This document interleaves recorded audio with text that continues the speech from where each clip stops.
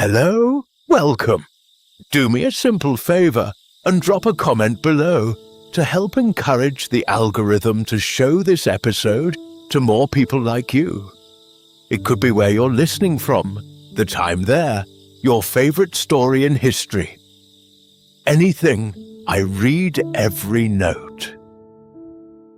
For the last few years, the whole internet has been quietly trying to turn you into a Stoic. Be disciplined. Endure. Master your emotions. Want less. Need less. Feel less. Control what you can. And grit your teeth. Through the rest. It has become the self-improvement religion of our age. And if you are honest with yourself, some of it has probably gotten into you. Because at the end of a long, hard day, it sounds an awful lot like strength. So here is something you have almost certainly never been told. At the very moment Stoicism was the most powerful idea in the world, there was another philosopher standing staunchly opposed to it who said the Stoics had made a terrible mistake. That a life spent bracing yourself against suffering is not wisdom at all. It is only fear masked by philosophy. He did not believe the goal of life was to endure it. He believed the goal of life was to enjoy it. And he was so calm, so genuinely and unshakably happy on almost nothing at all, that the powerful decided he was dangerous, and spent the next 1,000 years making certain you would never take him seriously. They did it by turning his own name into an insult. Tonight, I am going to introduce you to the real Epicurus. And the very first proof that something has gone wrong with his story is that you already use his name every so often to mean the exact opposite of everything he actually was. We turned it into a word, Epicurean. It sits on the front of restaurants and wine shops. It means a lover of luxury, a connoisseur of rich food and fine drink, a person of expensive and indulgent taste. Yet the real man ate barley, bread, and drank water. He called a small pot of cheese a feast, a treat to be saved for a special occasion. Someone ruined his good name on purpose. And we have been repeating their lie, without ever once checking it, for more than 2,000 years. Stay with me to the end of this one, nightlings, and I do not think you will ever look at the never quite enough life you have been sold in quite the same way again. This is the philosophy they buried precisely because it works. Welcome, nightlings. This is Huxley. If you like listening or falling asleep to real stories that will reveal life's deeper truths, then this is the place for you. Consider subscribing and let the next story find you when you need it most. We are close towards a milestone for this little channel, 5,000 followers. It is not much, I know, but it is progress, and I cannot get there without your help. So, if you have thoroughly enjoyed one of my episodes, share it with a friend who needs it. Follow if you have not. It matters more than it should. Thank you. Now, let's dim the lights, turn off phone notifications, and put your phone out of reach. Find a quiet place with no distractions, and let's begin. It is very quiet, in a garden on the edge of Athens. The year is 270 years before the birth of Christ. On a narrow bed, in a room that opens onto the garden he loved, an old man is dying. He is 72. And he is not dying gently. Something has closed inside him. A stone, the physicians would have called it, and his body has turned into a slow furnace of pain. By his own account, written in his own hand, there is nothing that could be added to the agony. It is as much as a body can hold. This is the worst day of his life, and it is also the last. And he knows both of these things with perfect clarity. And on this day of all days, he asks for a pen. His hand may not be steady enough, so a friend leans in to hold it for him.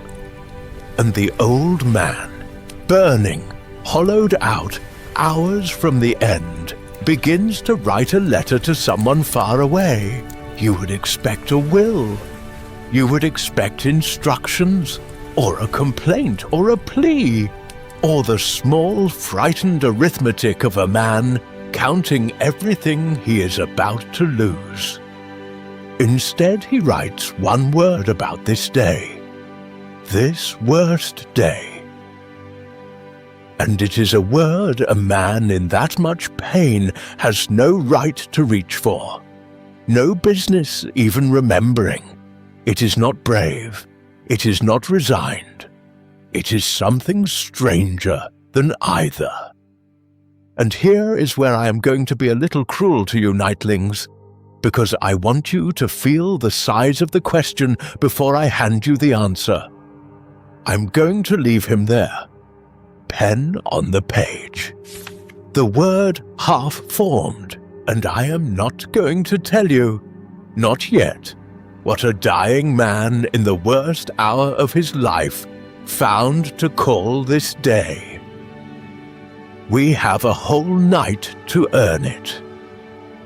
And by the time we come back to that room, and we will come back to it, you are going to understand exactly why he wrote what he wrote.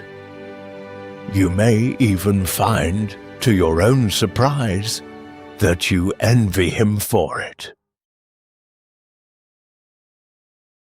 Let us start with the lie, because you are already carrying it. You brought it in with you tonight without knowing. If you were to stop 100 people on the street and ask them what Epicurean means, you would hear the same thing 100 times over, in slightly different clothes. A lover of luxury, a connoisseur, someone with expensive, discerning taste, who takes real pleasure in fine food and fine wine, and the good and rare things of the world. The word lives on the front of restaurants. It sells hampers at Christmas. It is a compliment you pay to a person whose life looks a little more indulgent, a little more sensual than your own. That is what the word means now. That is what it has meant for a very long time. Now, let me set the real man down beside it, and let the gap between them do its work. Epicurus said he could be perfectly content with a barley cake and a cup of water. And he did not say it the way a dieting man says it, with a sigh. He said it as a boast. Give him nothing but bread and water, he claimed, and he could rival Zeus for happiness, the king of the gods, on his golden throne, feasting on ambrosia, and a man with a stale barley cake, saying quite seriously, I'll match him. I am as happy as he is. I might be happier. Barley, you should understand, was not a lifestyle choice you would brag about in ancient Greece.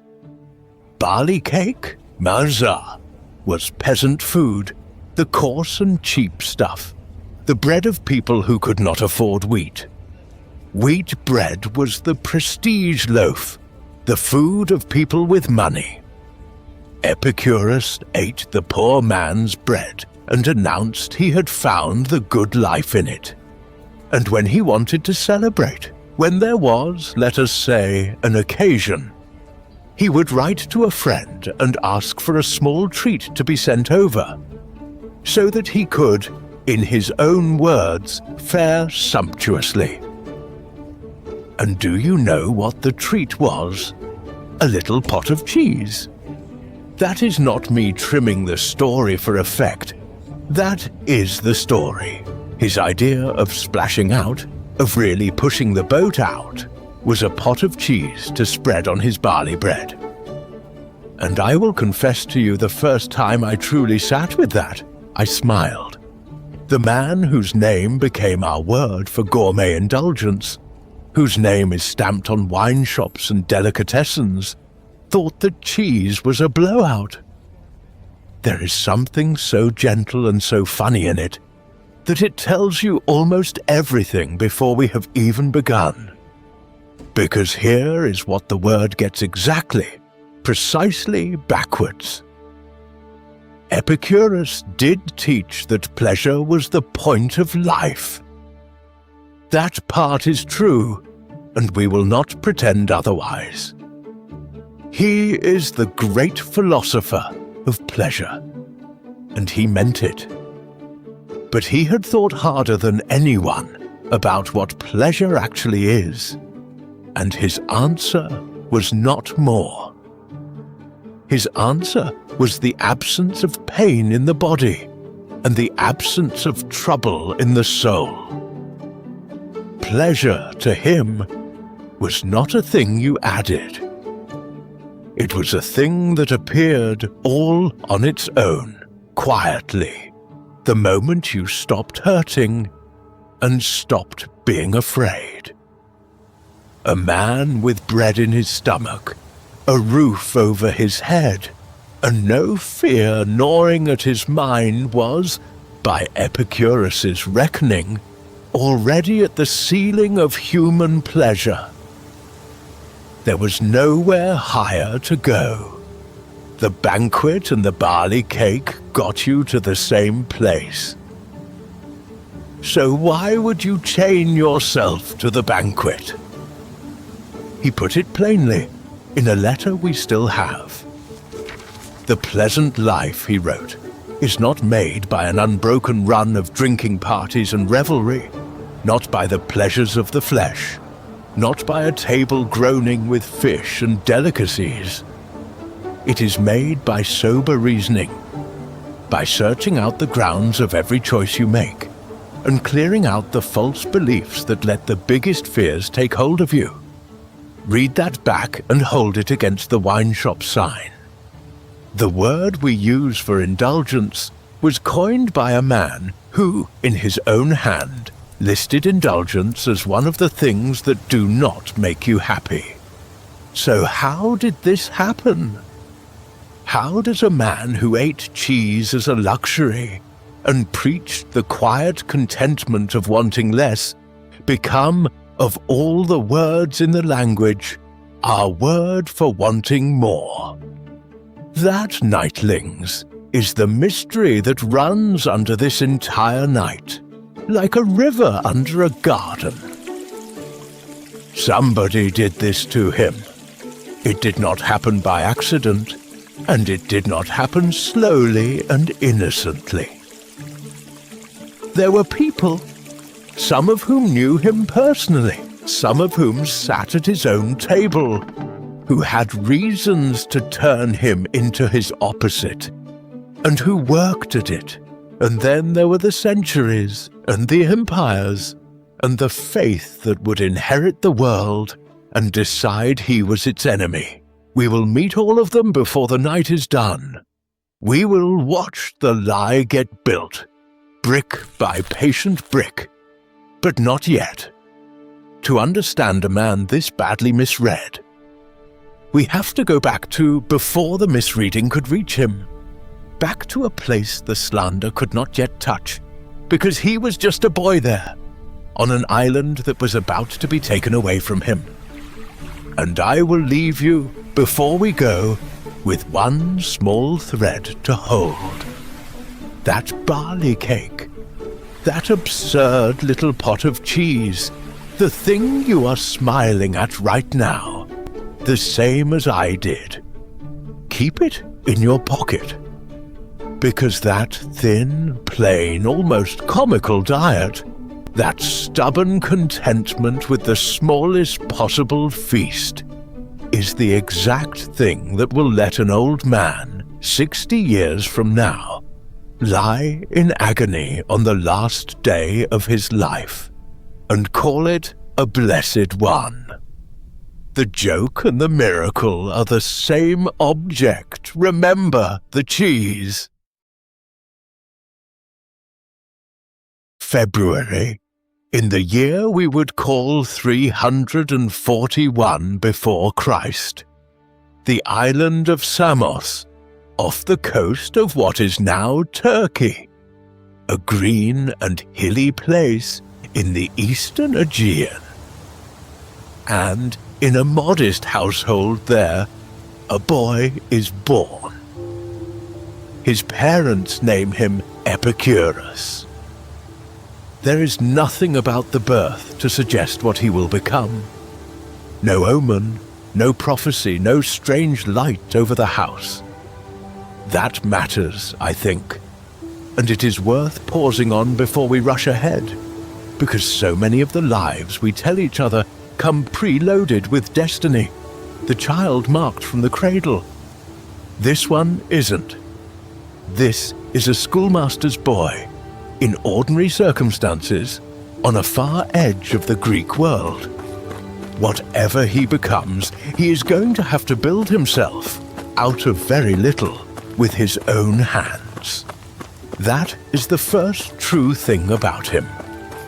His father was a man named Neocles, and Neocles was a teacher, a schoolmaster, which in the ancient world was a respectable but distinctly modest profession, the profession of an educated man without money.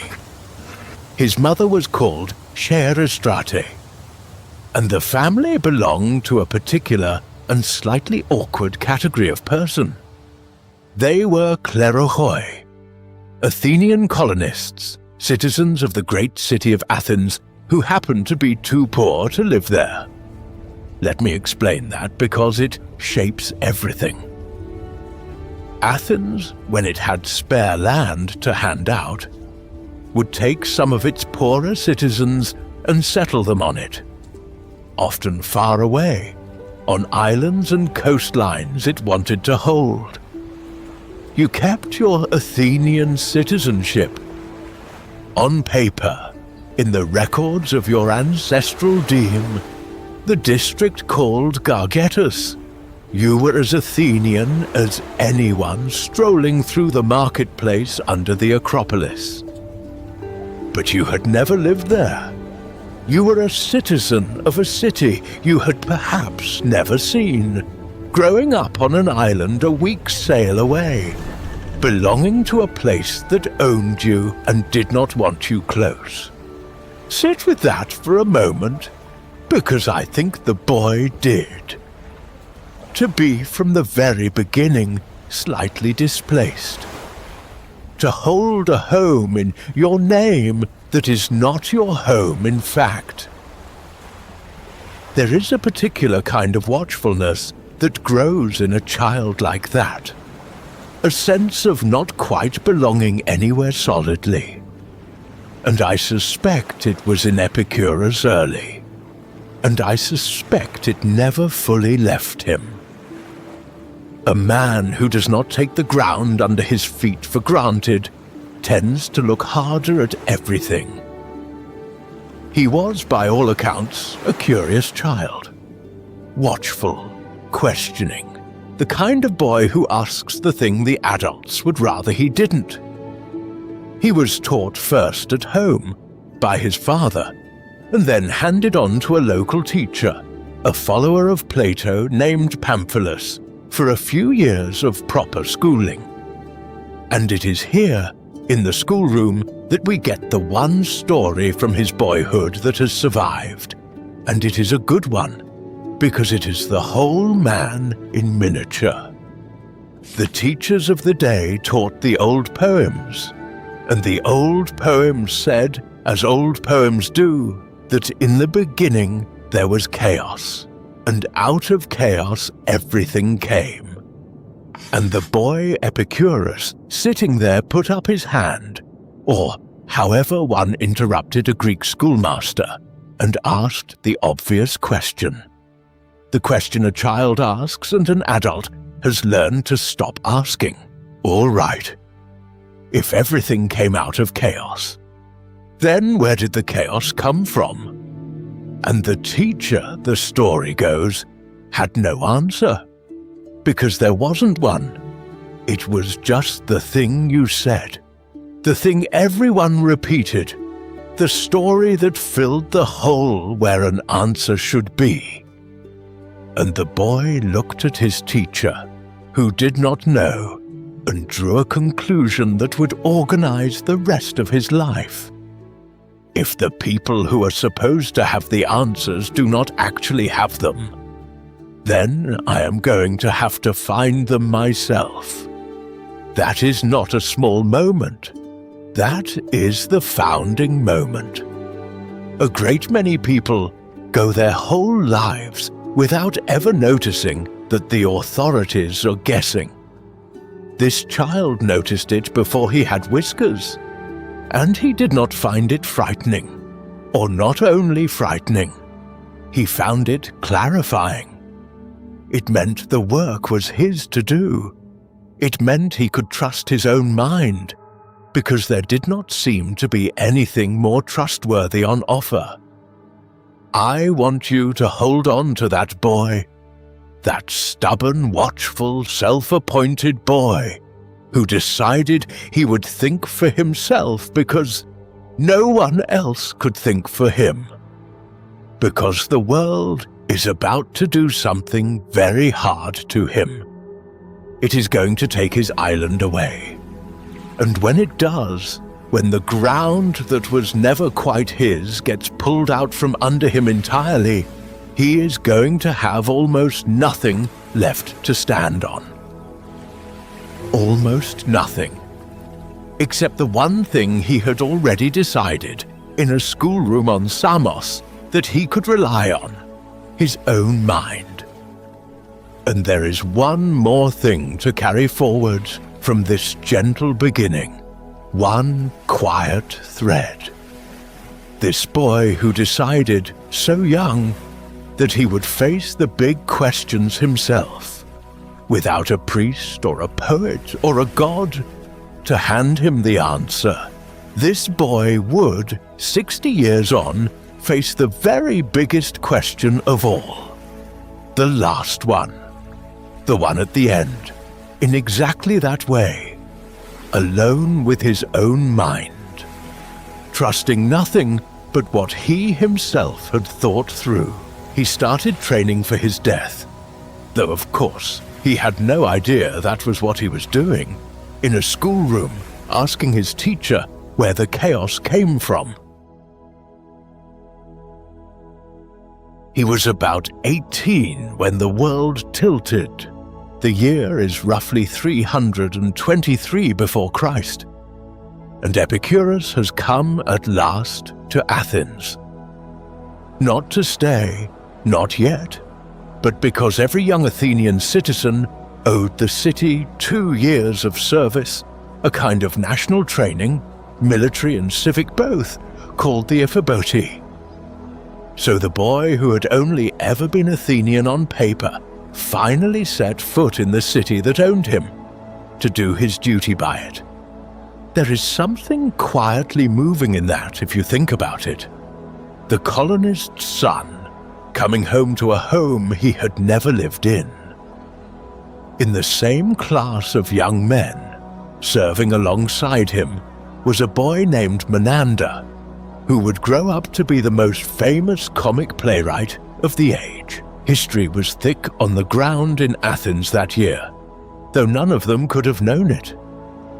And then, while Epicurus was there in the city doing his service, the world broke open. Far to the east in Babylon, Alexander the Great died. Just like that, at 32, The man who had conquered the known world was gone, and the known world, which had been held together by the sheer terrifying gravity of his person, began to fly apart. His generals fell on the empire like dogs on a carcass, and in the chaos and the reshuffling that followed, one of those generals, a hard man named Perdiccas, made a decision that meant nothing to history and everything to our boy. He expelled the Athenian settlers from Samos, threw them off the island, handed it back to its original inhabitants, and drove the Klerotoi out. Which means that Epicurus's family, his father Neocles the schoolmaster, his mother, his brothers, the whole modest household, were suddenly homeless. The island that had never quite been theirs, that they had held only at Athens' pleasure, was gone. They gathered what they could carry and became refugees, resettling across the water in a city called Colophon on the Ionian coast. Picture the young man finishing his service in Athens, that strange interrupted homecoming, and then going not back to Samos, because there was no Samos to go back to, but onward, to Colophon, to a family that had lost its place in the world. He was, by his early 20s, a displaced person twice over, Athenian and unable to live in Athens, raised on Samos and unable to return to Samos.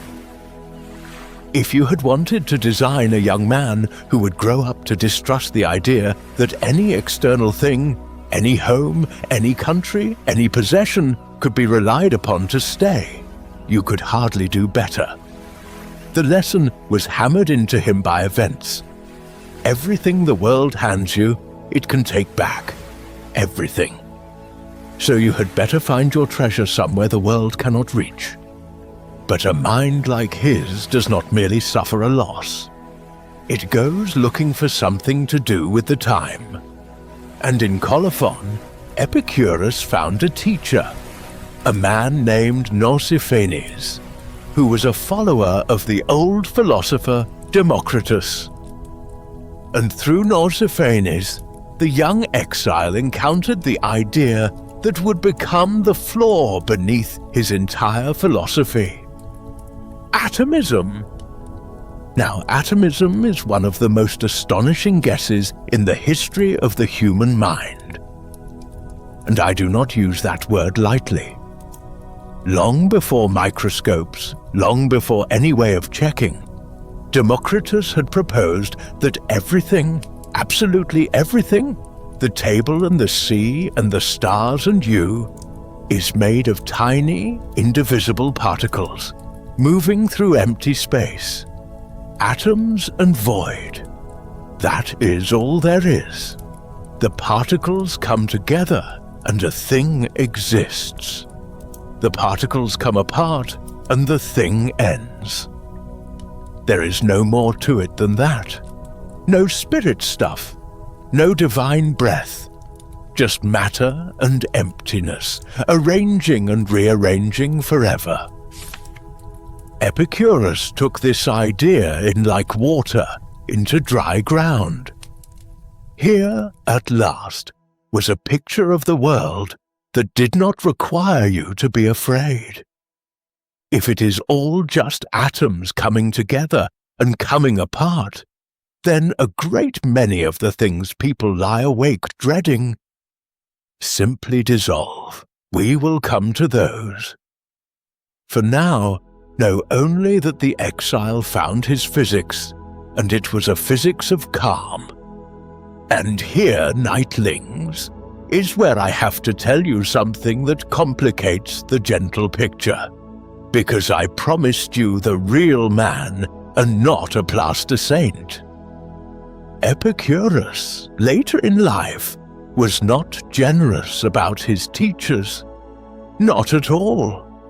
He claimed rather grandly to be self-taught, an autodidact, to have worked it all out himself with no meaningful debt to anyone. He spoke slightingly of Democritus, whose atoms he had built his whole house upon, and of poor Nausiphanes, the man who had actually taught him. He was worse.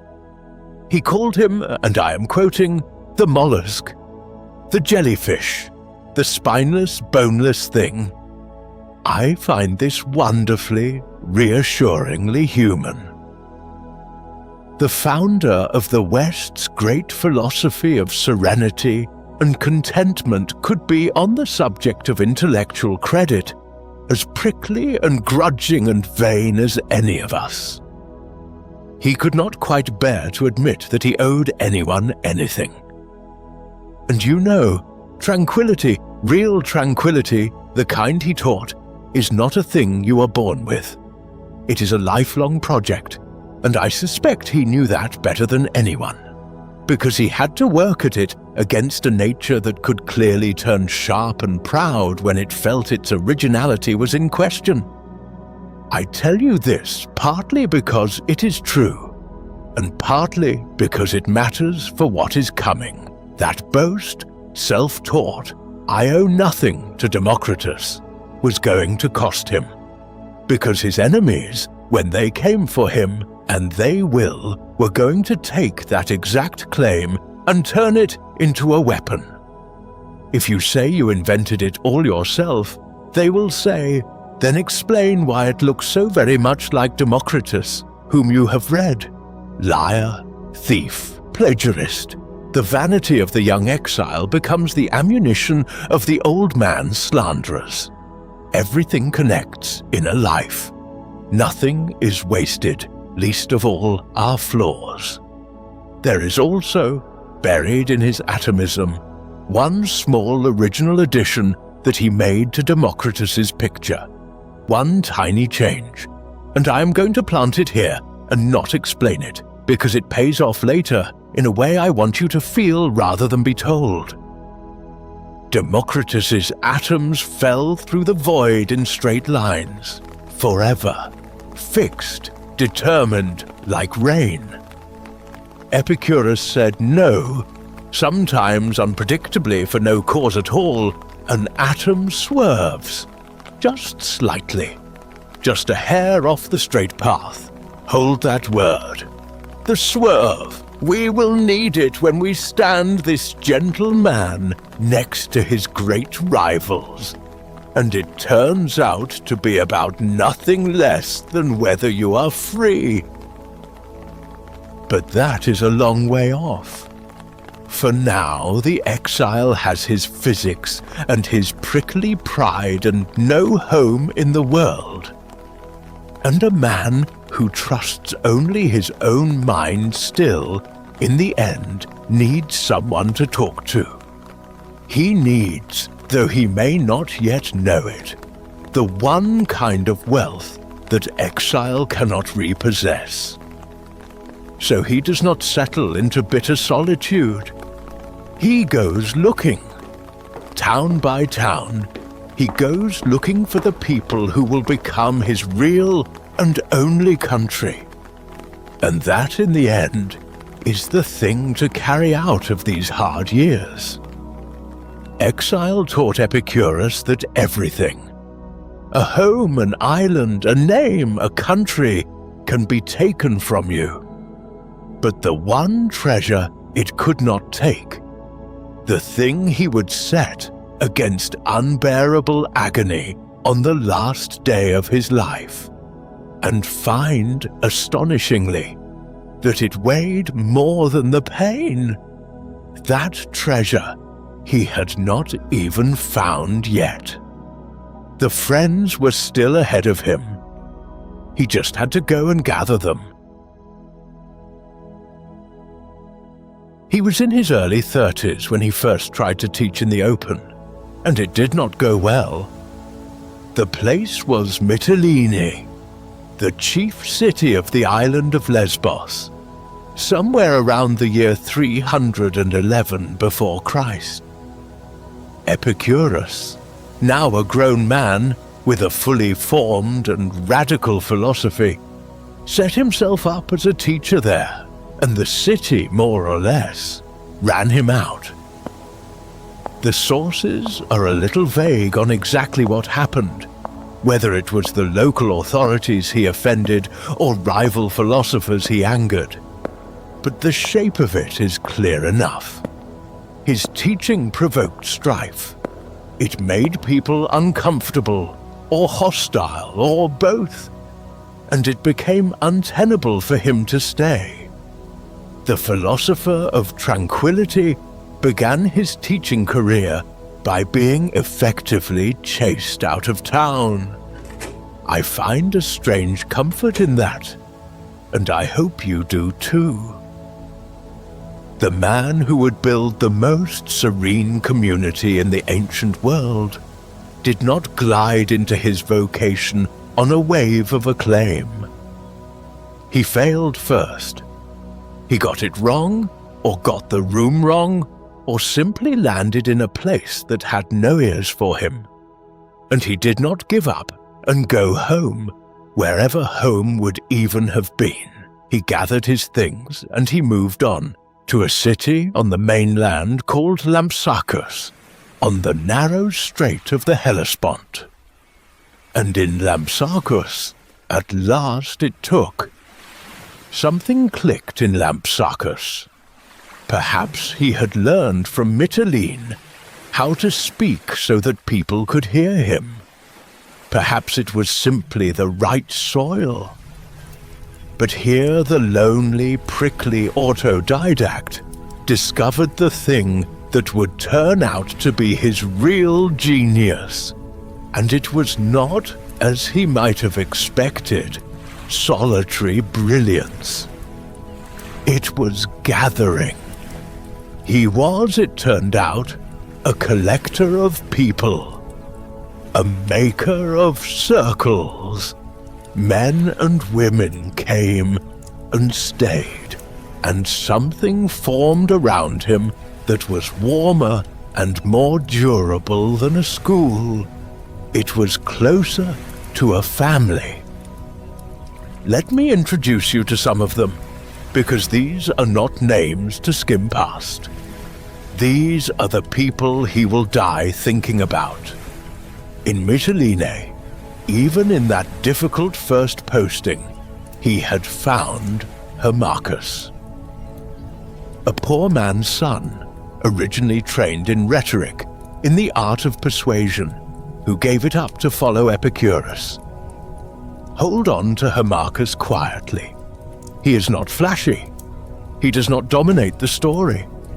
But he is steady, and he is loyal, and one day, when Epicurus is gone, it is Hermachus who will be handed the whole thing, the garden, the community, the future of the philosophy, the chosen successor, the one you trust not because he dazzles, but because he will not drop what you place in his hands. And then, in Lampsacus, Epicurus met the friendship that would define his life. I need you to slow down with me here, nightlings, because everything tender in this story runs through this one man, and if we rush past him now, the ending will merely inform you when it should break your heart. His name was Metrodorus. Metrodorus of Lampsacus was not simply a disciple, one student among many. He was something rarer. He was the one who understood, the person who grasped the philosophy so completely, so entirely from the inside, that centuries later, the Roman writer Cicero would describe him with a phrase I have always found almost unbearably moving. Pene alter Epicurus, almost a second Epicurus, another Epicurus, very nearly, as though the one great mind had found in the world a second copy of itself, and the two of them could finally stop being alone. Metrodorus gave up everything to move into Epicurus's orbit, and having moved there, he never left. Not once. The two of them became so close, thought so much in the same channels, that later readers could barely tell their ideas apart. Could hardly say where one man's teaching ended and the other's began. Two men thinking as a single mind. Do you know how rare that is?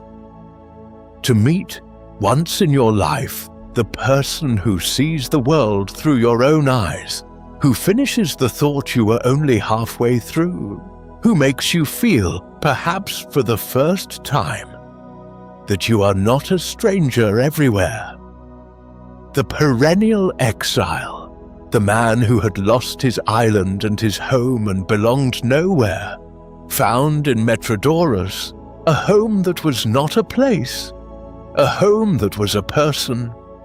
He meant for Metrodorus to carry the garden forward after him.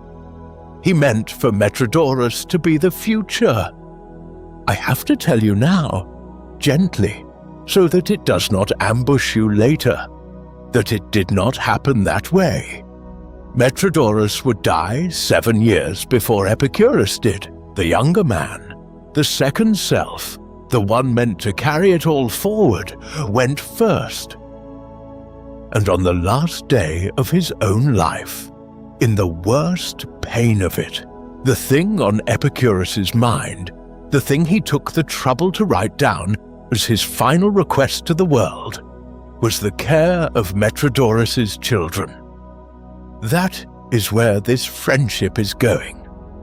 So love it now, while they are both young and alive in Lampsacus, and thinking as one mind, because its weight is being saved for the very end. Around these two gathered the others, and the circle grew. Polyaenus, a gifted mathematician who gave up mathematics for this. Leonteus and his wife Themista, a married couple who came together.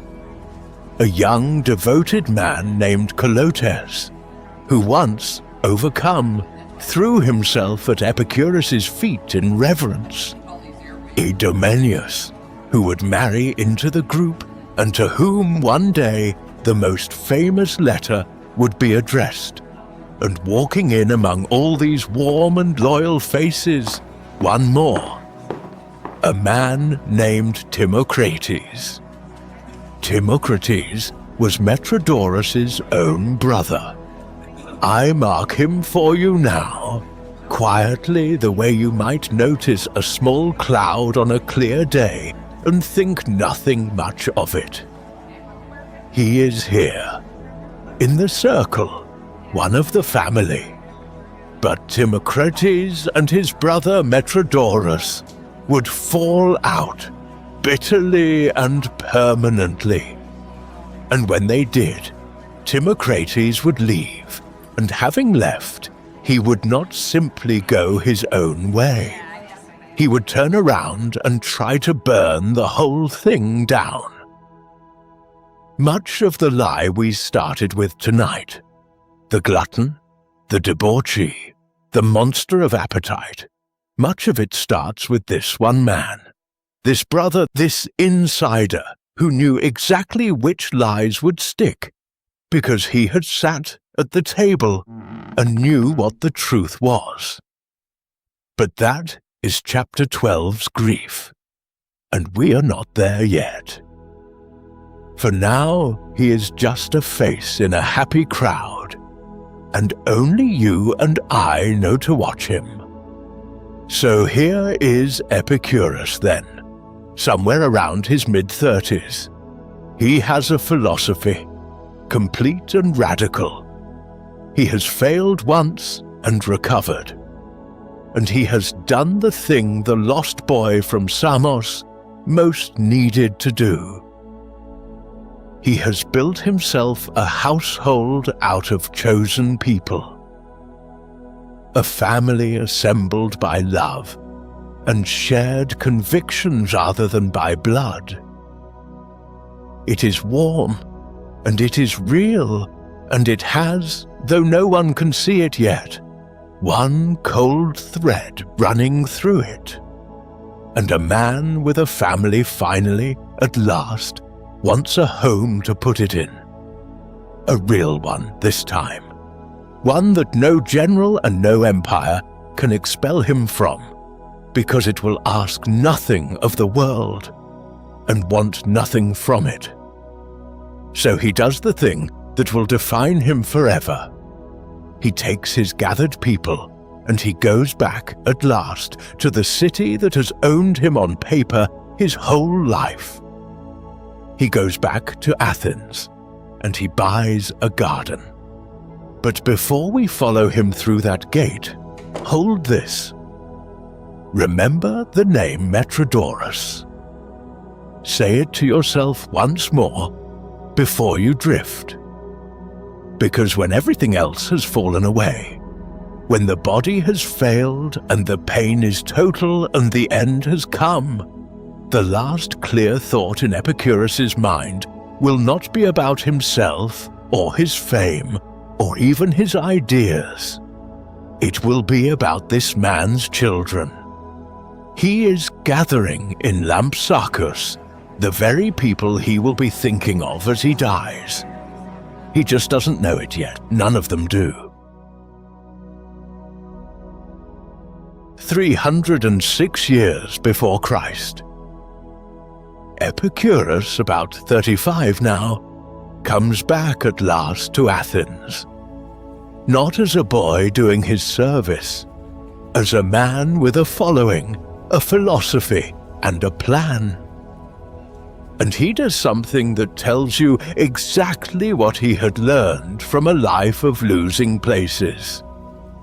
He buys one, a house with a walled garden just outside the city walls, beyond the Dippolon Gate, in the belt of ground between the wall of Athens and the grove where Plato's academy stood.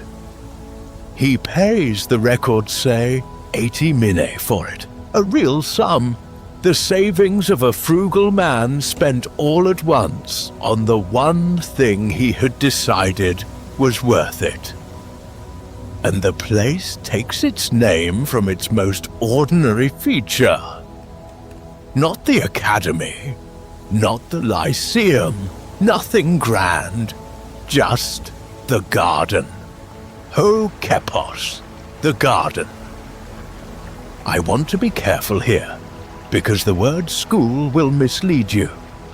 When we say Epicurus founded a school, you picture lecture halls, benches, a man at the front, and rows of students taking notes. That is the academy. That is the lyceum down the road. The garden was not that. The garden was a place where people lived.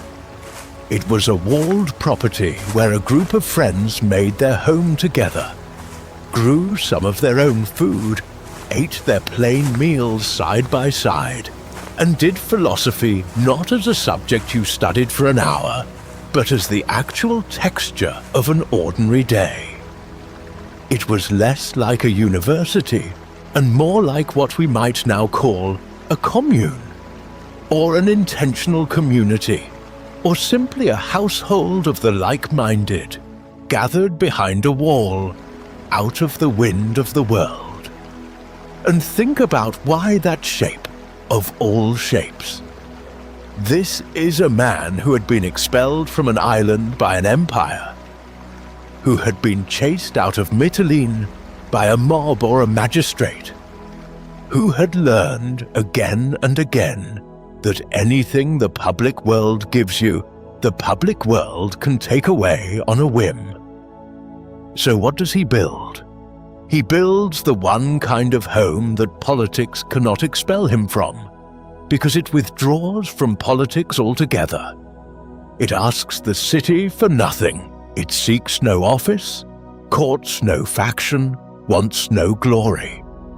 It just closes its gate and tends its vegetables and talks late into the evening. You cannot exile a man from a place that has already quietly exiled itself from your whole game. That is the genius of the garden. It is a fortress made entirely out of not wanting what everyone else is fighting over. Over the gate, if we can trust the Roman philosopher Seneca, who described its spirit generations later, there was a welcome for the stranger. Here it said, "You will do well to linger." Here, our highest good is pleasure.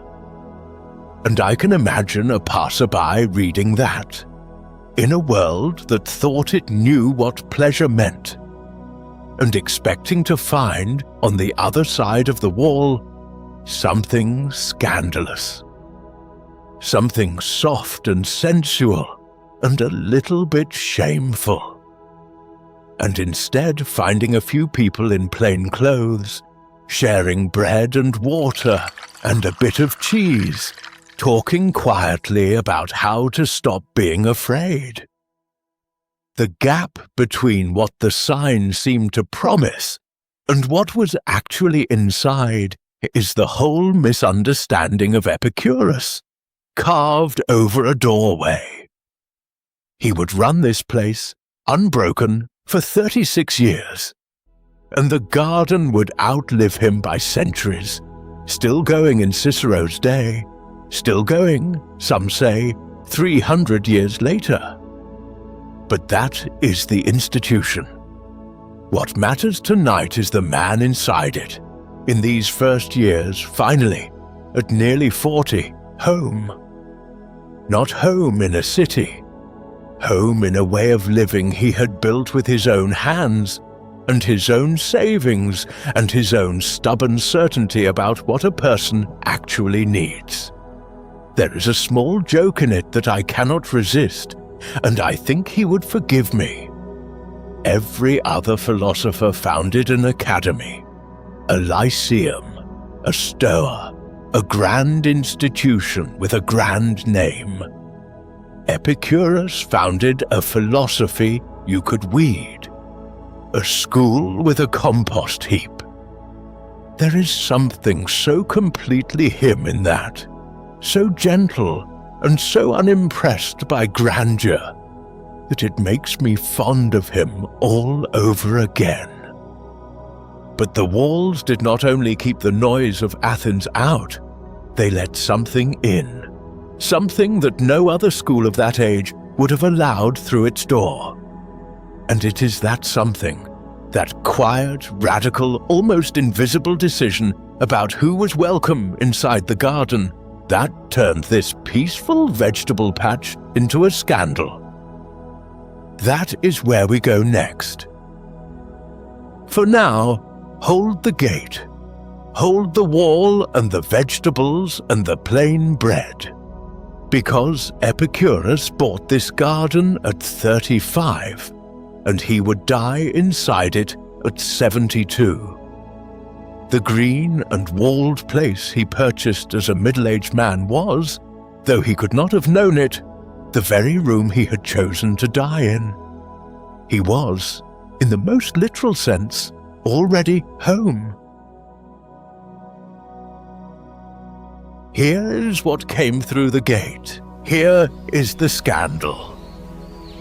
Inside the walls of the garden, Epicurus did something that almost no one in the ancient Greek world was doing. Something that his rivals found genuinely shocking and used against him for the rest of his life and long after. He let everyone in, women, foreigners, the poor, and enslaved people, not as servants, not as staff who cooked and cleaned while the real philosophers talked, as members, as full participants in the philosophical life of the community, sitting in the same conversations, thinking the same thoughts, counted as equals. You have to understand how strange that was to feel its weight. Plato's academy trained the elite freeborn sons of good families. Aristotle tutored princes and nobles.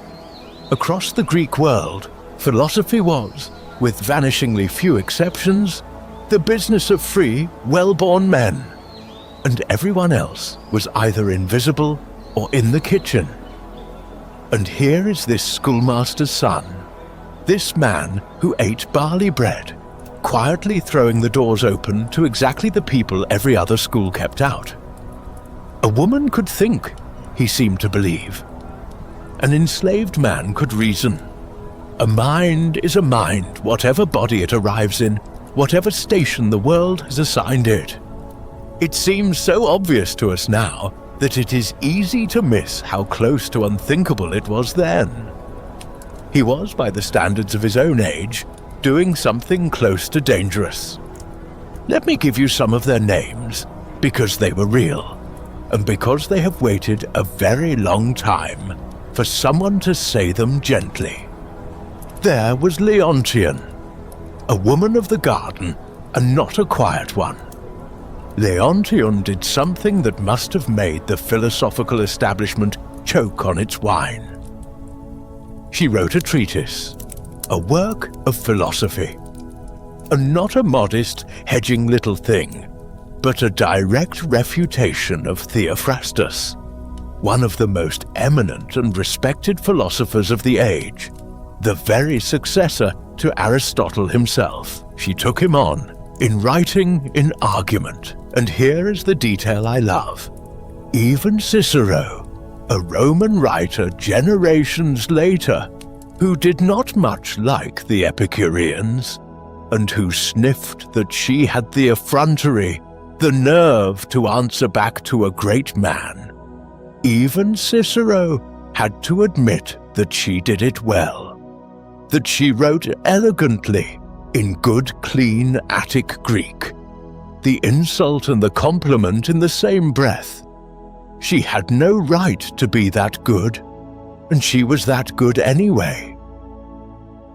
Her book is lost now, like almost everything from that world. But the fact of it survives. A woman in the garden out-argued the air of Aristotle, in beautiful prose, and the men who hated it could not deny it was beautiful. And there was Mice. Mice was an enslaved man in Epicurus's household. And in that household, he was treated not as property, not as a tool that happened to talk, but as a philosopher in his own right. A full voice in the discussions, a person. 200 years later, long after everyone in this story was dust, a later Epicurean named Philodemus was still telling stories about the kindness between Epicurus and Mies, still passing down, as something worth remembering, the tenderness of that relationship. Read the accounts, and it comes across less like a master and a slave, and more like something closer to a father and a son. In a world built on the absolute normalcy of owning other human beings, inside this one-walled garden, a man who happened to be enslaved was simply, quietly, one of the philosophers. Do you feel it? Across 23 centuries, that small warm light. A room where the usual order of the world, who counts, who thinks, who matters, was quietly set down at the door like a pair of muddy sandals. No manifesto, no revolution, just a gate, and behind it, people treating people as people. There is a kind of moral courage that shouts, and there is a kind that simply lives differently and lets the difference speak. Epicurus was the second kind, and it is, I think, one of the most beautiful things in this whole long story. But nightlings, and you must have felt this coming, the very tenderness of it was turned into a weapon. Of course it was. because to the schools down the road, to the respectable men with their well-born students, a place that welcomed women and enslaved people and the poor, all together, all as equals, all behind a wall where you could not quite see what they were doing. Well, that was not admirable. That was suspicious. What are they doing in there? All mixed together, men and women, free and enslaved, sharing everything. And the answer the rivals reached for was the ugliest and easiest one. They must be doing that. The garden's radical kindness, its open door, its equality, became in the mouths of its enemies evidence of orgy and vice and debauchery. The women, some of them, were recast as courtesans. The whole community was painted as a den of appetite. The most decent thing about the place was flipped with real malice into the most scandalous. We will watch that campaign in full later, and it will make you angry as it makes me angry. For now, just hold the injustice of the shape of it. The thing they should have been honored for became the thing they were slandered with.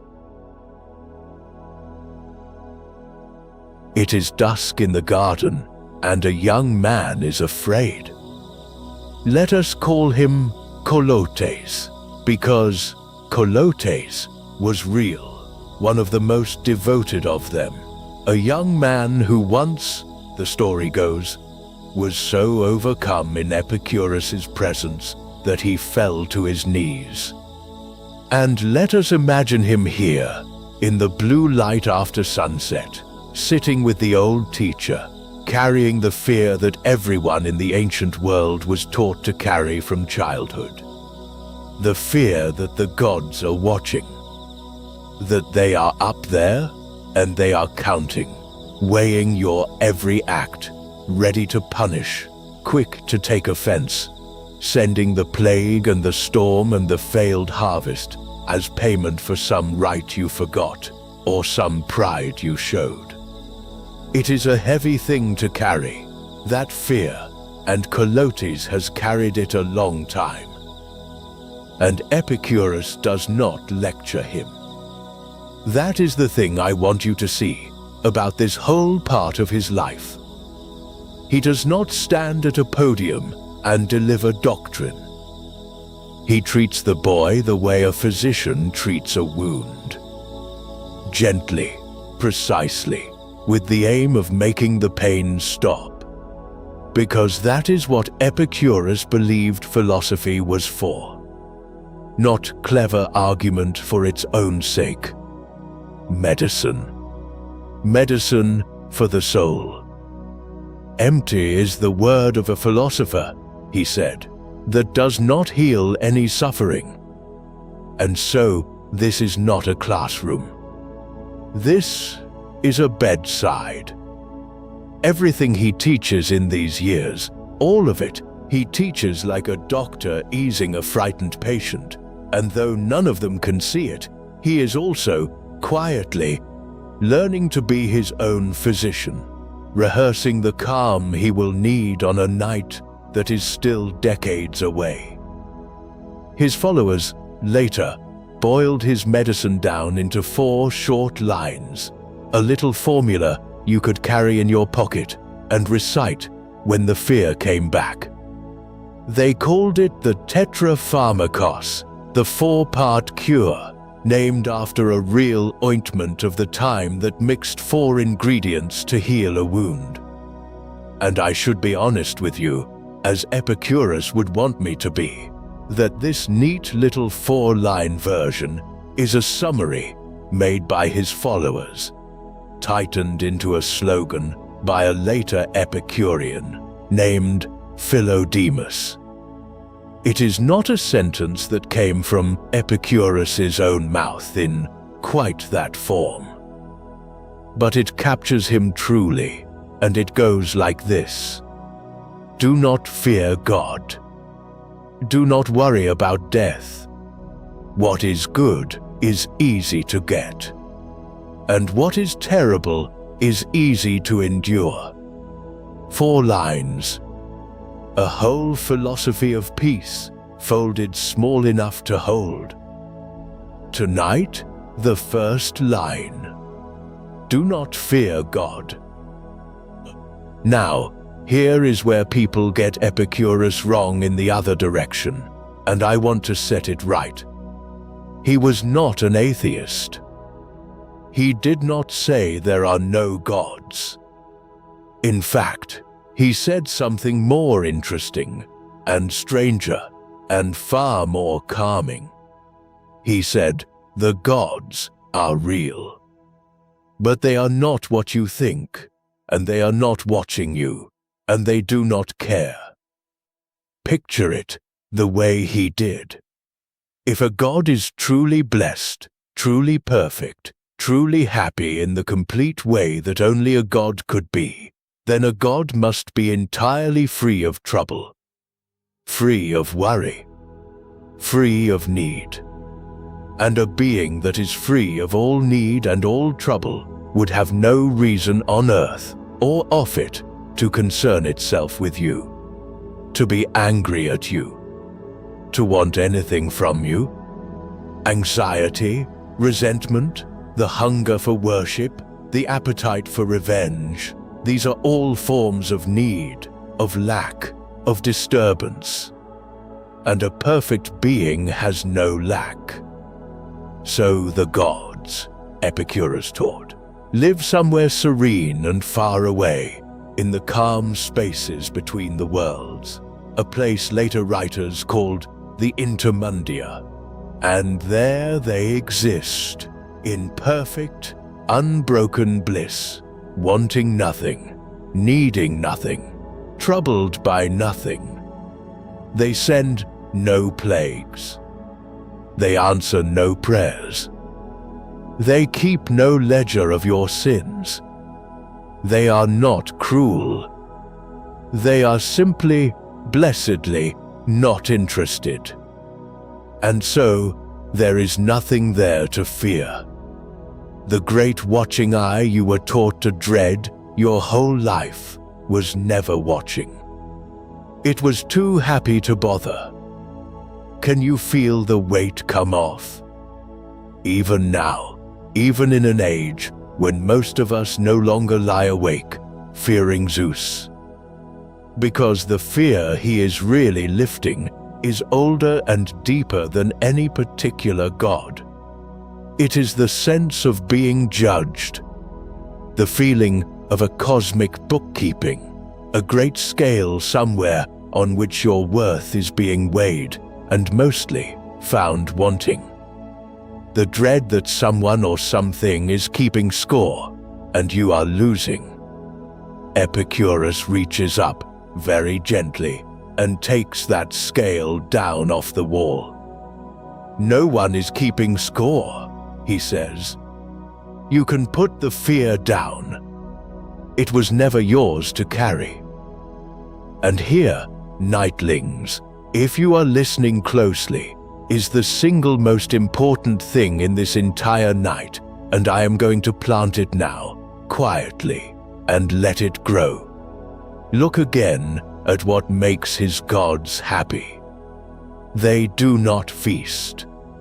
They do not conquer. They do not accumulate. They are happy because nothing troubles them. Their bliss is pure, perfect, unbroken calm, the total absence of disturbance. And that, exactly that, is what Epicurus means by pleasure. Not the banquet, not the wine, the stillness. The gods are the happiest beings imaginable, and their happiness is made entirely of peace. Hold that. It seems like a small thing now, a curious point of theology. By the end of tonight, it will be the key that unlocks a dying man calling his worst day blessed. Pleasure is the absence of disturbance. He has just shown it to you in the faces of his untroubled gods. I will add one quiet note because I want you to see the whole board. Down the road, the rival school, the Stoics, whom we will meet properly soon, they answered this same fear very differently. They kept a God, a great ordering reason, running through all things, a providence with a plan, and they told you to make peace with the fear by trusting the plan, by accepting that whatever happens is part of a rational whole. Epicurus took the fear away by setting the gods gently aside. Two answers to the same terror. Hold that difference lightly for now. It becomes the heart of everything later. There is a shadow on this teaching too that I would be wrong to hide from you, because it reaches all the way to the end of our story. This exact idea, gods who do not judge, gods who send no punishment, no heaven of reward, and no hell of penalty. This is the idea that a later world, a Christian world, would find not comforting, but monstrous. The very medicine Epicurus offered to soothe the fear of divine punishment would one day be read as the poison of a man who denied God himself. And it would help get his name written into hell. But that is 1,000 years away, and we will get there. For now, a frightened young man in a garden at dusk is being taught, gently, that no one is coming to punish him. And Epicurus, teaching Calotes to meet the dark without a god to bargain with, was, though he could not have known it, teaching himself, rehearsing the composure he would need on a day when no god would come, and he would face it exactly as he was training this boy to face it, without fear, with only his own clear mind for company. But there is a deeper fear underneath the fear of the gods, the one every human being eventually meets, alone, with no rival school and no clever argument able to talk them fully out of it. And Epicurus, physician to the last, had something to say about that one too.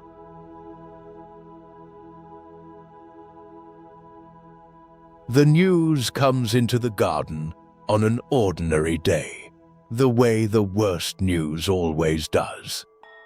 Metrodorus is dead.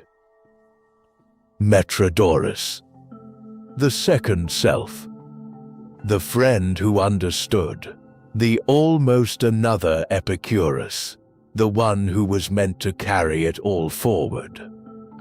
He goes first. 7 years before Epicurus, the younger man, the beloved one, dies, and the news comes through the gate and lands in the middle of that gathered family like a stone into still water. And I want us to be here for this, because it is the truest test of a philosophy there is. It is easy to say death is nothing to us when you are healthy and the sun is out and no one you love has died lately. It is another thing entirely to say it with the body of your dearest friend not yet cold. So watch Epicurus now. Not at a podium, not in the abstract. A man who has just lost the person he loved most in the world, holding his own teaching in his 2 hands and finding out, in real time, whether it holds any weight at all. It held. By every account we have, it held. He grieved. Of course he grieved. This was not a cold man or an unfeeling one, and we will see at the very end just how much Metrodorus stayed with him. But he did not break. He did not curse the gods, because he had already taught himself the gods were not to blame. He did not rage at the universe for its injustice, because he did not believe the universe was keeping accounts. He took the thing he had taught to others, the thing he taught to Colotes in the dusk, and he took his own medicine. And then, gently, because that was who he was, he put it into words for the others in the room, the ones looking to him now, frightened, to see whether the old man's calm was real or just a thing he said. Here is what he taught them. Here is the second cure, and it is the still, cool heart of the whole philosophy. Death, he said, is nothing to us. And he meant something very precise by it. So let me give you his actual reasoning, in close to his own words, because the real version is better than the bumper sticker. Death, the most dreadful of all evils, he wrote in his letter to a young man named Menoetius, is nothing to us. For while we exist, death is not present. And when death is present, we no longer exist. It is nothing, then, to the living, for it is not with them. And it is nothing to the dead, for they are no longer. Read it slowly. Where you are, death is not. Where death is, you are not. The two of you never actually meet. You will never, at any moment, experience your own death, because the very thing death is the end of all experiencing. And a thing you will never experience, a thing that is by definition the absence of you, is simply not worth poisoning your one actual life with dread over.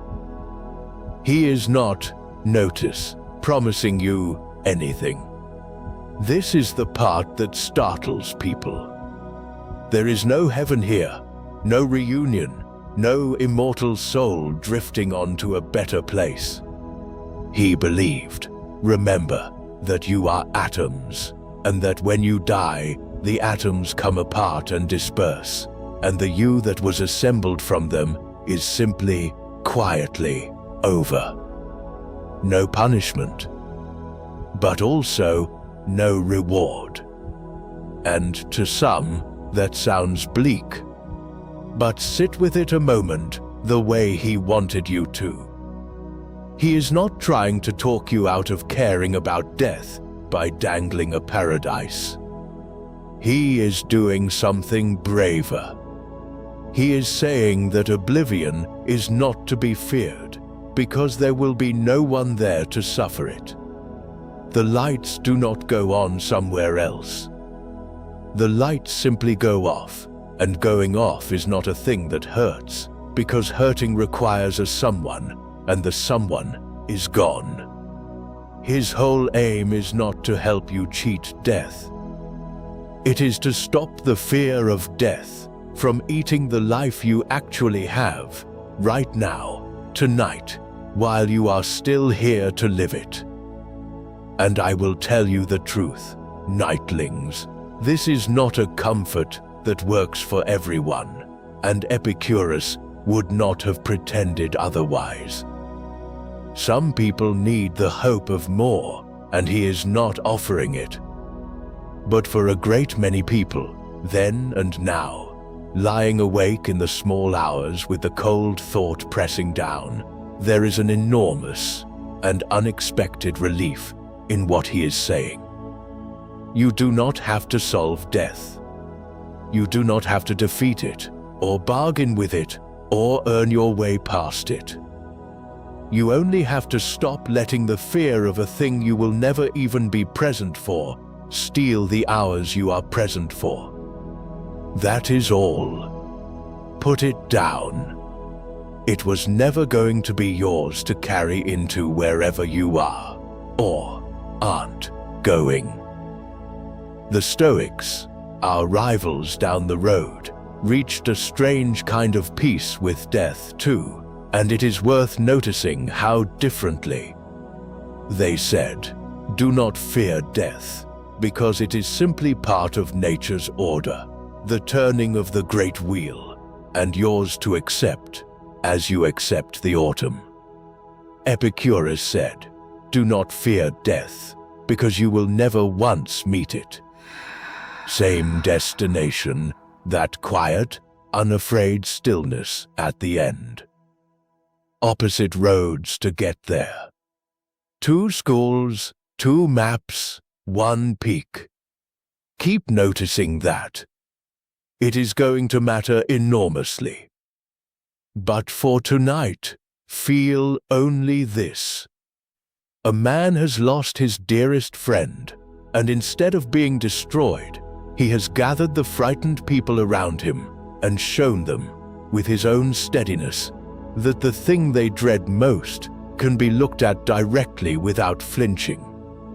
He is proving the doctrine with his grief.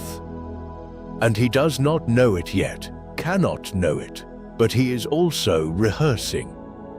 Because the words he is speaking over Metrodorus, the calm he is modeling for these frightened friends, are the exact words and the exact calm he is going to need for himself, sooner than anyone in that garden expects, on a day when he is the one dying, and it is his friend's turn to watch and wonder whether the old man's peace is real.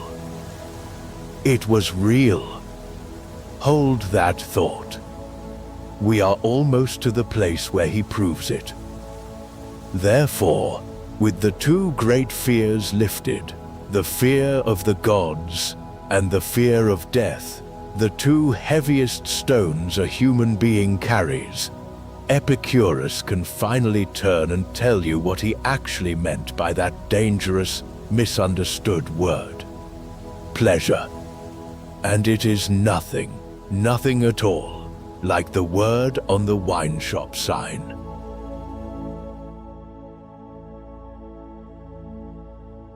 It is evening again in the garden, and there is going to be a feast. You can feel the small anticipation of it among the friends, the gentle gladness of people who are about to share a good meal together. And Epicurus, with his own hands, sets it down on the table. The barley bread, the water, and tonight, because it is a feast, the luxury, the splurge, the thing that makes it an occasion. A little pot of cheese. That is the feast. Bread, water, and cheese. And I want you to look, really look, at the faces around that table before we define a single term, because the definition is written there more clearly than in any book. They are happy. Genuinely, visibly, unmistakably happy. Not pretending. Not making the best of it. Not grimly congratulating themselves on their simplicity. They are as content as any group of people has ever been at any table anywhere, and there is a scrap of cheese in the middle of it, and that is enough. That is more than enough. Sit down at that table with them for a moment. Let yourself be there in the lamplight, with the bread and the cheese and the easy talk, and the complete, quiet sufficiency of it. Because everything depends on your feeling what they are feeling. Now, and only now, the definition. This is the center of the whole philosophy, the load-bearing wall of everything, the one idea that if you carry nothing else away from tonight, I would have you carry this. For Epicurus, pleasure is not the presence of stimulation. Pleasure is the absence of disturbance. It has 2 parts, and he had a word for each. aponia, the absence of pain in the body, and ataraxia, the absence of trouble in the mind. That is it.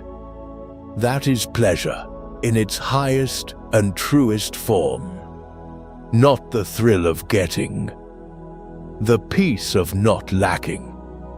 And here is the peace that turns the whole world upside down, the peace almost no one expects. He taught that once the pain is gone, once you are not hungry and not cold and not afraid, pleasure has already reached its absolute ceiling, its maximum. You are, at that moment, as happy as it is possible for a human being to be. More food, more wine, more money, more of anything does not raise the pleasure any higher, because it cannot go higher. It only varies it, changes its flavor, rearranges it. The banquet and the barley cake, once your hunger is quiet, deliver you to the exact same summit. There is no higher. There was never any higher. The whole frantic climb toward more was a climb toward a place you were already standing. Do you see now why the man could call a pot of cheese a feast? He was not denying himself a single thing. He was not a man of iron will, gritting his teeth past temptation. He had simply, through long and careful thought, stopped making the one mistake that keeps most of us restless our entire lives. He had stopped confusing more with better.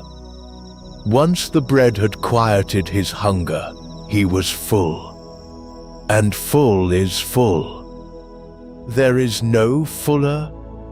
The billionaire, at his groaning table, is not 1 ounce more full than the man in the garden with his cheese, because full has a ceiling, and they are both sitting at it. One of them just spent his whole life and soul chasing a height that does not exist. He sorted our wants to make it practical into 3 baskets, and it is one of the most useful things anyone has ever said about being a person. First, the desires that are natural and necessary. Food when you are hungry. Shelter from the cold. The company of friends. These are easy to satisfy. They have a natural stopping point. A full stomach stops asking, and they deliver the deepest pleasure for the least trouble. Meet these, he said. Always. Second, the desires that are natural but not necessary. The gourmet version of a real need. Fine wine instead of water, a rich dish instead of bread. There is nothing wrong with these, he said. Enjoy them when they come. But do not build your peace on them. Do not come to need them, because the day they are taken away, and one day they will be, you will suffer. And a pleasure you cannot lose without suffering is a hook in your mouth, not a gift in your hand. And third, the desires that are neither natural nor necessary. The empty ones. Wealth for its own sake. Fame. Power. Status. Luxury pursued not because you enjoy it, but because you want to be the kind of person who has it. And these, Epicurus said, these you should pull out by the root, because they have no natural limit at all. There is no amount of money that is finally enough money. There is no quantity of fame that fills the whole. These wants are bottomless by design, and a bottomless want is a guarantee of lifelong disturbance, which is the exact opposite of the peace we are after. The rich man who wants more is, as the Stoic Seneca would later put it, quoting the master himself, poorer than the poor man who wants nothing. And here, nightlings, is the mirror. Here is where I ask you to look at yourself for just a moment, gently, no judgment, the way Epicurus would. You came in tonight, most of you, carrying a quiet and nameless dissatisfaction. The sense that you are not quite there yet. That contentment is real, but it lives one step ahead of you. One purchase, one raise, one achievement, one upgrade away. And if you could just reach it, you would finally be able to rest. You have felt that. I have felt that. It is the water we all swim in. And here is a man at a table with a pot of cheese, and he is already resting. He arrived. Not because he got the last thing on the list, but because he understood that the list was the trap. That the feeling of one step away is not a fact about your life. It is a fever, and it can break. He is showing you, across 23 centuries, a man who is full. And the gap between his full table and your restless one is not a gap in what you own. It is a gap in what you believe about what you need. Slow down here. Do not rush past this. This is the thing you came for, whether you knew it or not. I will let his own voice bury the last of the myth, because he said it better than I can, and it deserves to be heard in something close to his words. The pleasant life, he wrote, is not produced by an unbroken run of drinking parties and revelry. Not by the pleasures of the flesh. Not by a table loaded with fish and delicacies. It is produced by sober reasoning. By searching out the grounds of every choice you make and driving out the false beliefs that let the greatest disturbances seize hold of the soul. That is the philosopher of pleasure. That is the hedonist our word was named after. Read it against the wine shop one more time, and let the absurdity of 2,000 years land. And the rival school. One more glance at them, because the collision is nearly upon us. The Stoics agreed, remarkably, on wanting less. They too counseled you to hold the world's goods loosely, to not be enslaved by wealth and status. But they split from Epicurus on the deepest question of all, the question of what the goal even is. For the Stoics, pleasure was beside the point, almost a distraction, and virtue was the whole prize. For Epicurus, the absence of pain was the aim, and virtue was the means to reach it. Same simplicity, opposite reasons. Hold the collision one chapter more. It is worth the wait. But let me leave this chapter where the outline of his whole tragedy demands I leave it. On the cheese. On that full and happy table.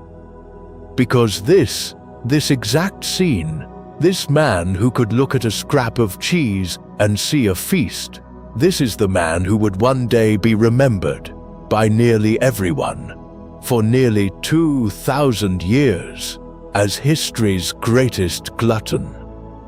The very opposite of what your eyes are seeing right now. The lie is coming for this table.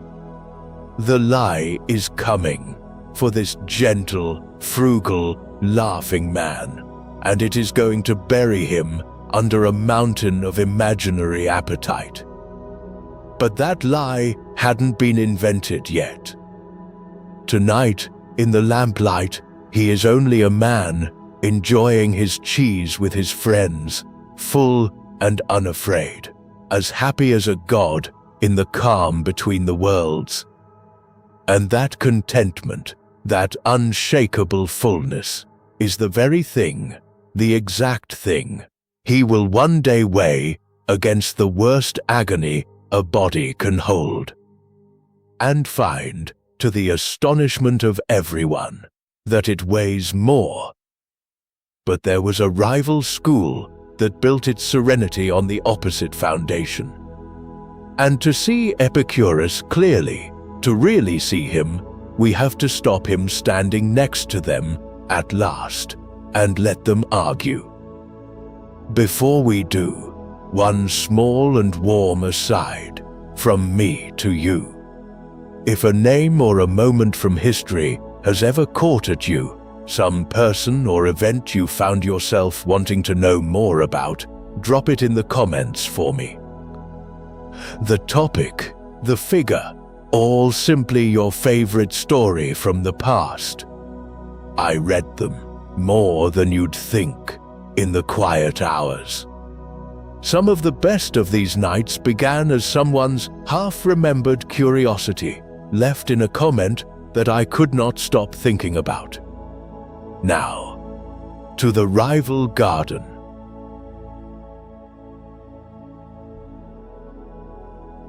Down the road from the garden, there was another school, and it taught, on almost every point that mattered, the opposite. I want to introduce them to you carefully, nightlings, and with respect, because it would be the easiest thing in the world to make them the villains of this story, and it would be false, and Epicurus himself would not thank me for it. These were the Stoics, and you know them, even if you think you don't, because they are the philosophers everyone quotes now. The ones on the motivational posters. The ones whose lines get shared at 5 in the morning by people about to go to the gym. Marcus Aurelius, the emperor. Seneca, the statesman. Epictetus, the freed slave who became a teacher. In our own age, it is the Stoics who won the popularity contest, decisively, and Epicurus, who mostly gets remembered as a word for a wine bar.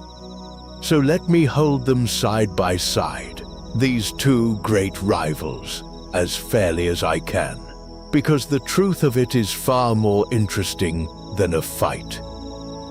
Start with the highest good, the thing life is for. The Stoics said, virtue. Only virtue. Be wise, be just, be brave, be disciplined, and that alone is enough for a good life. And everything else, health, wealth, comfort, even pleasure, is at best a bonus, and at worst, a distraction. Epicurus said, no. The highest good is the absence of pain and fear, that deep tranquility we have spent all night learning to see. And virtue, to him, was not the destination. It was the road. You are just and honest and temperate, not because virtue is the prize, but because a life of injustice and greed and excess is a life of anxiety and conflict. And anxiety is the very thing we are trying to escape. Be good, Epicurus says, because it is the surest way to be at peace. Be good, the Stoic says, because goodness is the whole point, and peace will follow. Two schools, reaching for a life well lived, disagreeing at the root about what well even means. Then, how to live in the world. The Stoic said, engage. Take the office. Serve the city. Do your duty in the forum and the Senate and the army, because a rational human being is a part of the great rational whole, and you owe your share of the work. Marcus Aurelius did not write his private meditations on a beach. He wrote them in a war tent, on campaign, running an empire he had never asked to run, because duty called and a Stoic answers. Epicurus said the opposite, and he said it in 2 words that became a scandal of their own. Laethbiosas. Live unnoticed. Live hidden. Withdraw from the forum, with all its anxieties and ambitions and envies. Step out of the great game of status and power, and tend your small circle of friends behind a wall. To the Stoic, that sounded like desertion. To Epicurus, the forum was just the empty desires, fame and power and status, dressed up as duty, and he wanted no part of the disturbance they guaranteed. And then, deepest of all, the question of whether you are even free. Both schools, remember, agreed the world was made of atoms. But the Stoics were determinists. Everything they held unfolds exactly as it must, fixed by fate, by the rational order threaded through all things, and your only freedom is the freedom to accept it, to align your will with what was always going to happen anyway. And here Epicurus reached back into that little box I asked you to hold, all the way back in his exile, when he took Democritus's atoms and made one strange change. The swerve. Do you remember? The atoms, he said, do not only fall in fixed straight lines, like rain on a windless day. Sometimes, unpredictably, for no cause at all, an atom swerves. And in that tiny, uncaused, unpredictable swerve, Epicurus planted the whole possibility of freedom. If the smallest pieces of the world are not perfectly determined, then neither, perhaps, are you. Your choices are not just the last domino in a chain that started before you were born.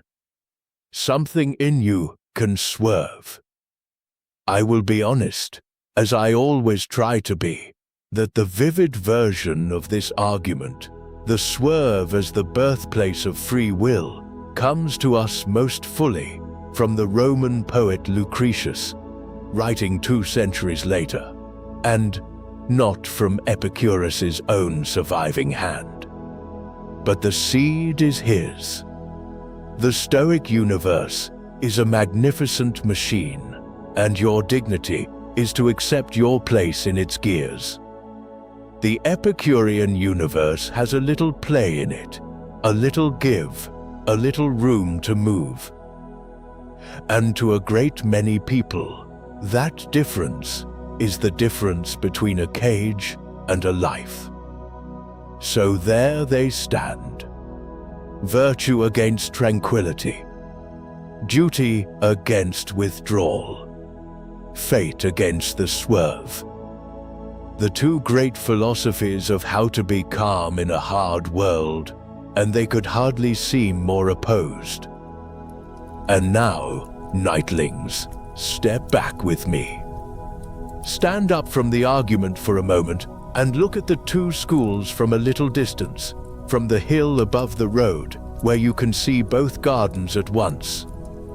Because something strange happens when you do. They start to look less like enemies and more like 2 people who have climbed opposite faces of the very same mountain and are surprised to meet at the top. Look at what they both actually wanted. The Stoics called it apatheia, freedom from being ruled by passion. Epicurus called it ataraxia, freedom from disturbance. different words. The same still, clear water at the bottom of the soul. They both wanted you to stop being tossed around by every fear and craving, and to arrive at a deep, unshakable calm. They both told you not to fear death by different arguments that reach the same fearlessness. They both told you to want less, to hold the world's goods loosely, to stop chaining your happiness to things that can be taken away. Stand far enough back, and the great rivalry of the ancient world, the Anti-Stoic and the Stoics, the two enemies arguing across the road for centuries, turns out to be two families reaching, with all their might, for the exact same thing: peace, a mind at rest, a life not ruled by fear. They fought about the map. They were headed for the same country. That is the twist I have been walking you toward all night. Not that one of them was right and one was wrong, but that the deepest enemies in the story turn out to be secret kin. And it raises a question I cannot answer for you, and neither, I think, could Epicurus, and he was honest enough to leave it open. Is your true rival your enemy? Or is your true rival a mirror, showing you, in reverse, the very thing you most want? Sit with that one. It is worth a sleepless hour, though I hope you will not give it one tonight. I will not pretend it was all high-minded, mind you. The Stoics could be cruel about Epicurus, and one of them especially. Epictetus, that great and admirable teacher, could barely say Epicurus's name without a sneer. He wrote a whole discourse against him, and he called him, in a phrase Diogenes Laertius preserved for us, a preacher of effeminacy, and heaped abuse on him besides. So it was a real rivalry, with real contempt in it, at least from one side. But even the contempt, when you look closely, is a kind of intimacy. You do not spend that much energy attacking a man whose questions you do not share. Epictetus argued with Epicurus so fiercely precisely because they were reaching for the same peace and disagreed bitterly about the road, about the nearest rivals argue hardest. Now, Epicurus told his people to live unnoticed, to withdraw, to tend their own small peace behind a wall. And that raises the hardest question anyone ever put to him, the one his enemies pressed and his admirers still wrestle with. Was that wisdom? Or was it, dressed up in gentle language, a quiet kind of cowardice? That question is coming. But first, feel this. The tranquility that both these great schools chased in argument for centuries. Across that dusty road, Epicurus was going to put to the hardest test a human being can face. On his last day. And the rival Stoics, long after, would look at how he met it and honor him for it. The argument would be settled not in words, but in a walled garden by a dying man who did not flinch.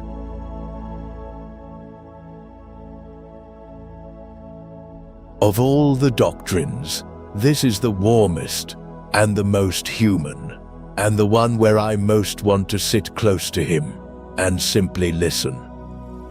Epicurus was asked, in effect, what is the greatest of all the things that wisdom gives us for a happy life? He had a whole philosophy to draw on. He could have said, the absence of pain. He could have said, the conquest of fear, or clear thinking, or the freedom from the gods, all the things we have spent tonight exploring. And instead, he said this: of all the things which wisdom provides to make our whole life happy, much the greatest is the possession of friendship. Friendship, not virtue, the Stoic would say. Not achievement, the ambitious would say. Not legacy, not fame, not the mark you leave on history. Friends, the people at your table, the ones who know you and stay. That, said the philosopher of pleasure, is the greatest single ingredient of a good life. And when you remember what the garden actually was, it stops being an abstract maxim and becomes the most sensible thing a man ever did. He did not just teach that friendship was the highest good. He built it. He bought a walled garden and filled it with the people he loved and made his doctrine into a place you could live in. The philosophy and the household were the same object. He argued that friendship mattered most, and then he arranged his entire life so that he was never, for a single ordinary day, without it.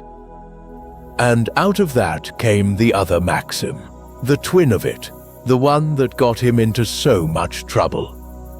Live unnoticed. If fame and power and status are empty desires, wants with no bottom that only ever generate more anxiety, then the wise thing, the peaceful thing, is to step out of that race altogether. Do not climb. Do not compete for the crowd's attention. Withdraw into the circle of people who love you for yourself and not for your rank, and let the great noisy world go by outside the wall. There is a deep exhale in that idea, and I suspect some of you feel it right now. The permission to stop performing, to stop being seen, judged, measured, ranked, to just be quietly among your few. But, nightlings, and this is where Epicurus gets more honest and more interesting than his admirers sometimes allow. Not everyone thought this was wisdom. There was a philosopher named Plutarch, centuries later, who was so bothered by life unnoticed that he wrote an entire essay attacking it. Is it really well said? He demanded. This life hidden. Is it good? And his objection has teeth, real teeth, and I will not blunt them for you. Is it wisdom, Plutarch asks, to tend your own small private peace behind a wall while the world outside burns? To cultivate your garden and your friendships and your tranquility, and to let the city, the fight, the suffering of strangers go on without you, because engaging with it would disturb your calm. Is the withdrawn life a wise life? Or is a good life something you owe outward to the city, to the stranger, to the ones who need you, even at the cost of your own peace? Is live unnoticed serenity? Or is it just a very elegant way of not showing up? I am not going to settle that for you tonight, because I do not think it can be settled, and because I trust you more than to hand you a slogan. I will tell you where I lean, gently. I lean toward the friends at the table. I think a burnt-out, overcommitted, endlessly visible age like ours could stand to hear Epicurus's permission to withdraw, to log off, to tend a small and real circle, instead of performing for a vast and hungry one. But I will not pretend Plutarch has no point.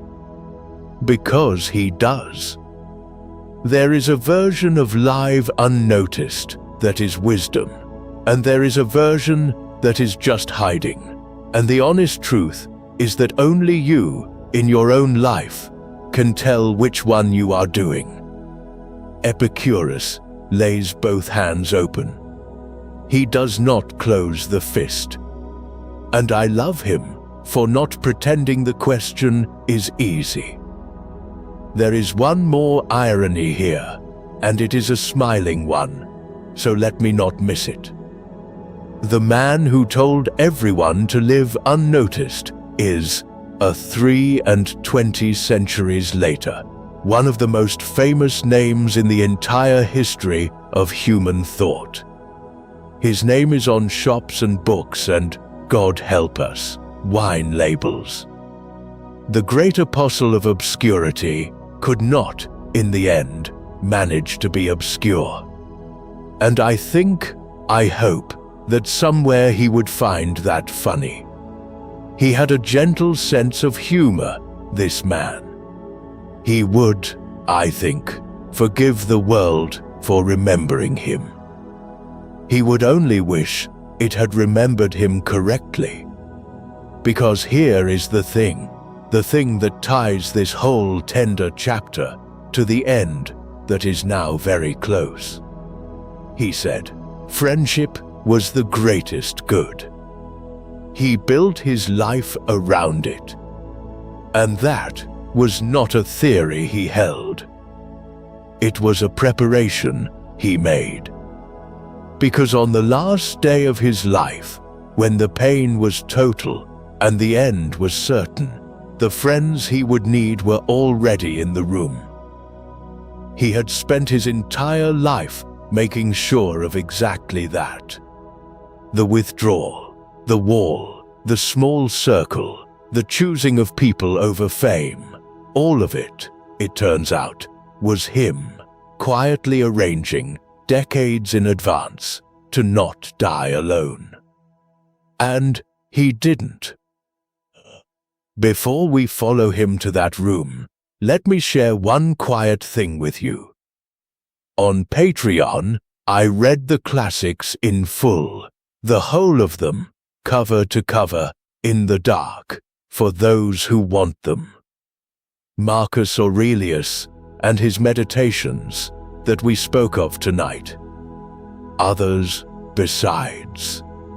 And the people there can ask me for a particular book, one they have always wanted, read aloud to them as they fall asleep, and if I possibly can, that I will do. It is a quieter, longer sort of listening, and if it is for you, you will know.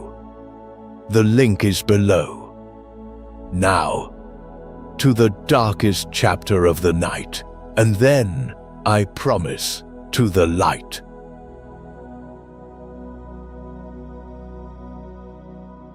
We come now to the injustice at the heart of this story.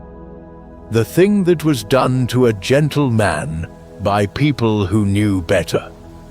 And I will not rush it, because he deserves to have it told slowly, and because you have been waiting for it all night, whether you knew it or not. This is where the lie gets built. Not by accident. Not by the slow drift of centuries. By hands in his own lifetime. By people who had sat at his table. You remember Timocrates. I asked you to mark him back in Lampsacus, a face in a happy crowd. Timocrates, the brother of Metrodorus, the brother of Epicurus's dearest friend. He was one of them once inside the circle, and then he and his brother fell out, bitterly, permanently, and Timocrates left. But he did not merely leave. He turned. He went out into the world, from city to city, and he began to talk. And what he said, this insider, this man who had been there, was that Epicurus was a glutton, a man of monstrous appetite, a debauchee who preached pleasure because he wallowed in it, who vomited twice a day from overeating, whose garden was a den of every excess. And people believed him because, why would they not? He had been on the inside. He had, they assumed, seen it with his own eyes. Who would know better than one of the man's own circle? That is what made the betrayal so effective. A stranger's slander you can dismiss, but the brother of the best friend, the apostate from within, he carries the terrible authority of the witness. And he used it to invent, out of nothing, the exact opposite of the man he had actually known. And Timocrates was not alone. There was a Stoic named Diotimus, and Diotimus did something that I still, after all these centuries, find breathtaking in its cold malice. He forged letters. 50 of them. 50 letters, filthy and salacious, invented from whole cloth, and he circulated them through the world under Epicurus's name. Signed with the name of a man who lived on bread and water. Manufactured filth, produced deliberately for the sole purpose of destroying a reputation. I want you to understand that even Diogenes Laertius, the ancient writer who preserved so much of what we know, and who was broadly fond of Epicurus, records this plainly. The letters were forgeries. The evidence for the debauchery was, in significant part, literally fabricated, cooked up by a rival with a motive, and handed to history as fact. And history, being lazy and hungry for scandal, took it and ran and ran and ran for 2,000 years. And they reached for everything. The old charge came back that he was no original thinker at all, merely a thief of Democritus, a plagiarist who dressed up another man's atoms and called them his own. And remember, his own youthful vanity, his own boast that he was self-taught, was the very thing they used to hang him with. And they came, of course, for the women. They came for Leontian, the woman who wrote elegant Greek and out-argued the heir of Aristotle. They recast her, with deliberate cruelty, as a courtesan, a prostitute, and through her they smeared the whole garden. Because that was the easiest lie of all, you see. A walled garden. Men and women together. The enslaved treated as equals. Everyone sharing everything behind a wall where the respectable citizens of Athens could not quite see. Fill in the blank yourselves, the slanderers said, and winked, and let the imagination of a status-obsessed city do the rest. The most beautiful thing about the garden, its radical, tender equality, was turned, with malice and precision, into the ugliest rumor about it. I told you it would make you angry. It makes me angry still. I want to be careful and fair here, because the knight has asked it of me, and because Epicurus would. The rival schools were not cartoon monsters. Plutarch, who wrote 3 separate essays against the Epicureans, was a serious and thoughtful man with real philosophical objections, and some of his arguments deserve an answer. The Stoics, who opposed the garden, were, many of them, people of genuine conviction reaching for the good by another road. Disagreement is not slander.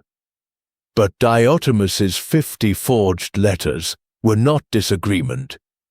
Timocrates's tales of a man vomiting twice a day were not disagreement.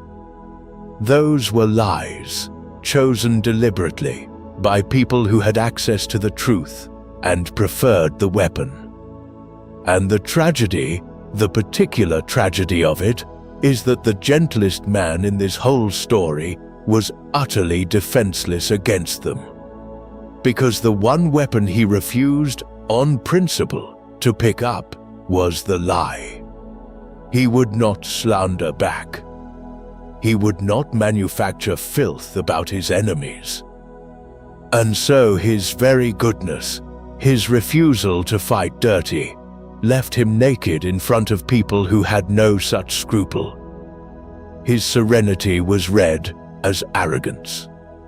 His withdrawal was read as secrecy, and secrecy as guilt. His open door was read as an orgy. Everything good about him became, in hostile hands, the raw material for its opposite. There is no defense against a lie for a man who will not lie. That is the oldest and cruelest arithmetic there is. And here is the thing you must carry out of this dark chapter, the thing that keeps it from being merely a sad story about the past. The lie we have been tracking all night, the one that turned a word for a frugal man into a word for greed, it is not finished here. It is not even close to finished. In his own lifetime, they built the frame of it. The glutton, the debauchee, the godless sensualist. But the frame was small, still, and local, the malice of a few rivals in one Greek city. What happened next was worse, because what happened next was that the lie outlived every single person in this chapter. It outlived Timocrates and Diotimus and Plutarch. It outlived the garden itself. It shed its human authors and became something larger and more terrible, the settled verdict of an entire civilization for 1,000 years. We will watch it grow. But not yet. Because, first, at last, we have to go into the room. The quiet room at the end. Where every slander in the world was already in the air, and not one of them could reach the man where he was going.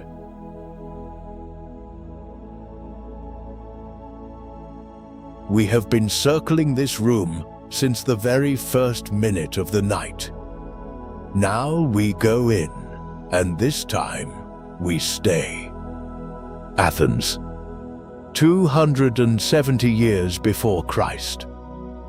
The garden he bought at 35, 36 years on, and Epicurus is 72 years old, and he is dying.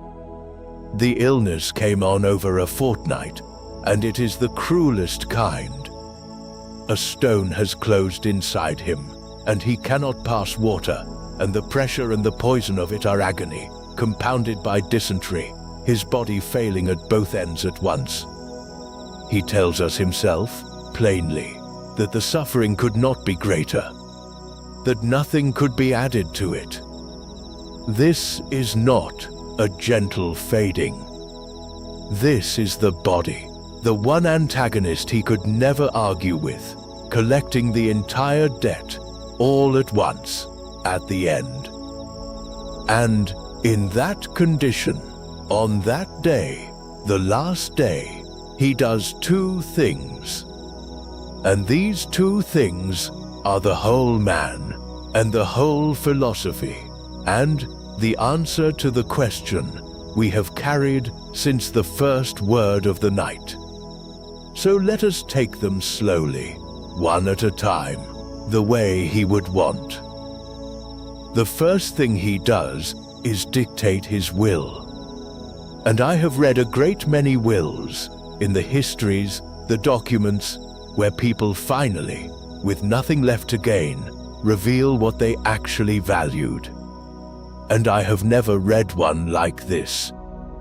He is in the worst pain of his life, and what does he arrange? First, he frees his slaves. By name. Of my slaves, the will says, I set free Mies, and Nicias, and Lycon, and I give Phaedrium her liberty. Mies? Do you remember Mies? From all the way back in the household of equals, the enslaved man who was treated as a philosopher. Here is the promise kept at the very end, when it was the last thing Epicurus had the power to give. Not a youthful gesture that cost him nothing. The dying act of a failing man, spending some of his final strength to make sure that the people he had treated as free in life would be free in law after he was gone. He freed them with almost the last of his breath. Then he provides for the future. He leaves the garden in trust so that Hermachus, faithful Hermachus from Mytilene, can lead it after him. And then he does the thing that undoes me a little every time. He provides for the children of Metrodorus. Metrodorus, dead these 7 years.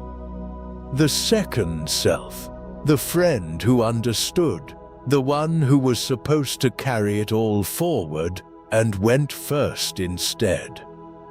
Epicurus, dying in agony, takes thought for his dead friend's children, arranges their care, makes sure the daughter will be looked after and married well, and the sons raised within the school. The last administrative act of his life is an act of love toward a man who has been in the ground for 7 years. And then one more provision, and this one, I confess, makes me smile even through the ache of it.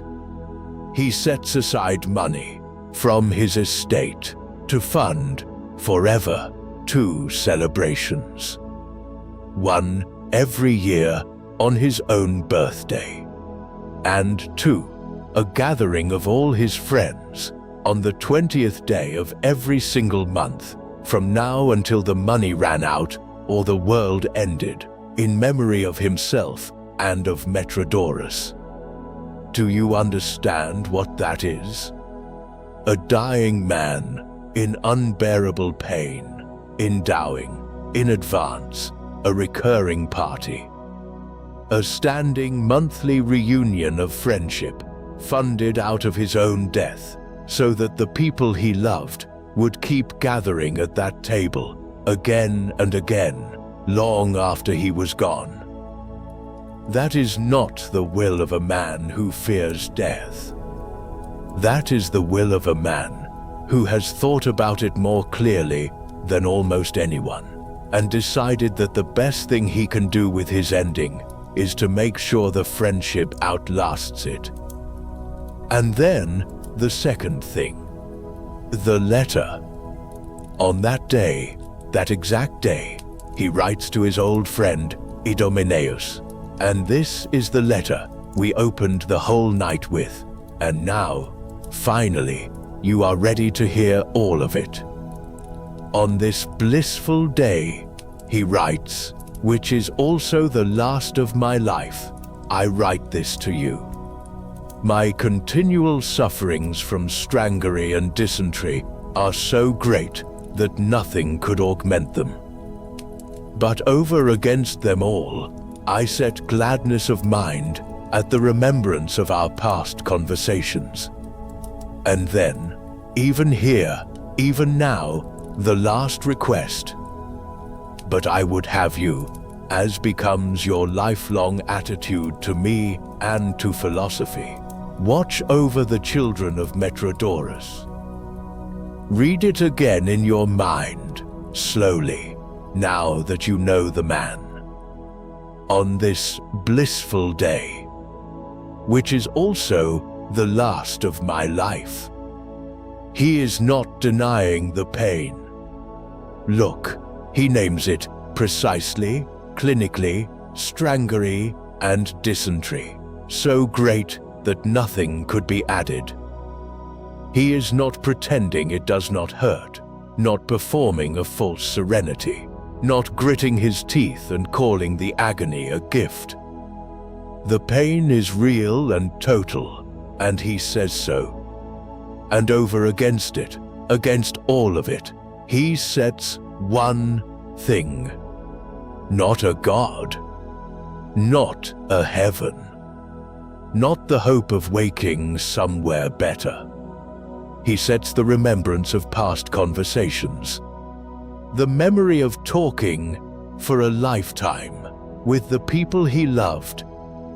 And he finds, this is the astonishing thing, he finds that it weighs more, that the remembered joy of a life full of friendship is, on the scales, heavier than the worst pain a body can produce.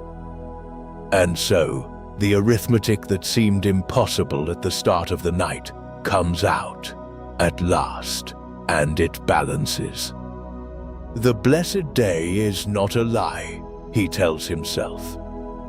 It is a sum he has actually done, and it comes out on the side of blessing. This is the doctrine, proven, not argued. Proven with his own dying body as the evidence. Death is nothing to us, he taught, and here he is, meeting it without terror, because he truly does not believe there is anyone who will be there to suffer the aftermath. Pleasure is the absence of disturbance, he taught, and here he is, in the presence of the maximum possible bodily disturbance, and still his mind is not disturbed, because his mind is full of a lifetime of remembered goods, and full has a ceiling, and the pain cannot push past it. Everything we watched him build, the frugal contentment that made his happiness cheap and durable, the fearlessness about the gods, the fearlessness about death, the treasure of friendship stored up where the world could not reach it, all of it was, this whole time, preparation for this exact hour. He was not lucky to die well. He practiced. His entire life was rehearsal for the one performance that could not be redone, and when the hour came, he was ready, and he did not flinch, and he called it blessed, and he meant it. I want to ask you something, gently, and then I will let the silence hold it, because it is the real question of the whole night, and it belongs to you now, not to him. What would it take?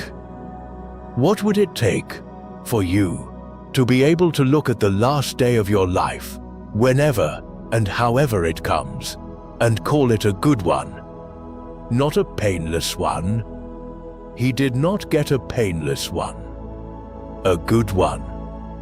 What would you need to have built and stored up and let go of, so that when the scales are finally out, the remembered goods of your life weigh more than the fear and the pain at the end of it? I do not have your answer. He would not have presumed to have it either. But I think it is the most important question a person can ask, and I think most of us spend our whole lives too busy chasing the next empty thing to ask it even once. He asked it early. He answered it slowly, over 72 years. And on the last day, the answer held. He died. The stone and the fever took him, as they were always going to. The body won, if you want to keep score that way. It took his life. But it could not take the thing he had spent his life building, and it could not make him afraid. and it could not stop him calling the day blessed. The one antagonist he could never out-argue collected its debt in full and lost anyway. If these stories move you, do watch the video version of this episode when you can. There are people, animators and editors, who pour so many quiet hours and so much genuine love into bringing a life like this to the eye as well as the ear, and it is its own kind of gift. And I think this man, of all men, who understood the worth of small things made with care, would want you to see it. But the story does not end at the grave. I wish I could tell you it did, that he died in peace and was remembered in peace, and that was that. But you know it isn't. Because the very moment he died, the lie we met in the first chapter of the night, the lie that his enemies had built by hand, went to work on his memory.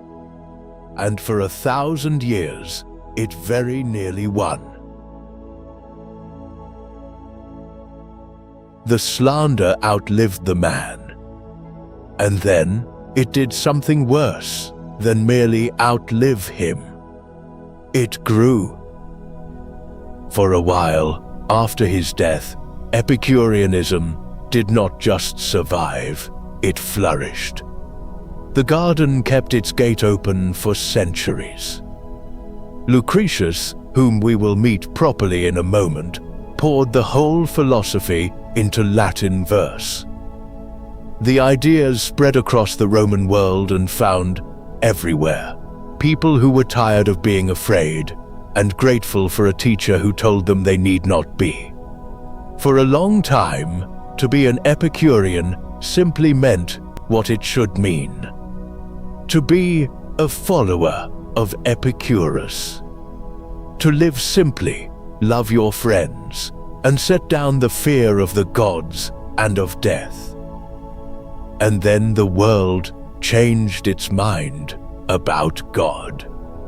And when it did, Epicurus went from being merely unfashionable to being the enemy. Because think about what he actually taught, and think about how it would sound to a new and rising faith that was about to inherit the whole of the Western world.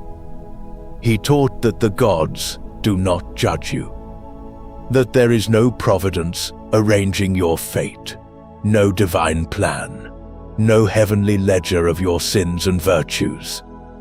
He taught that the soul is not immortal, that it is made of atoms like everything else, and comes apart at death like everything else, and that there is therefore no heaven waiting to reward you, and no hell waiting to punish you. To Epicurus, remember, this was medicine.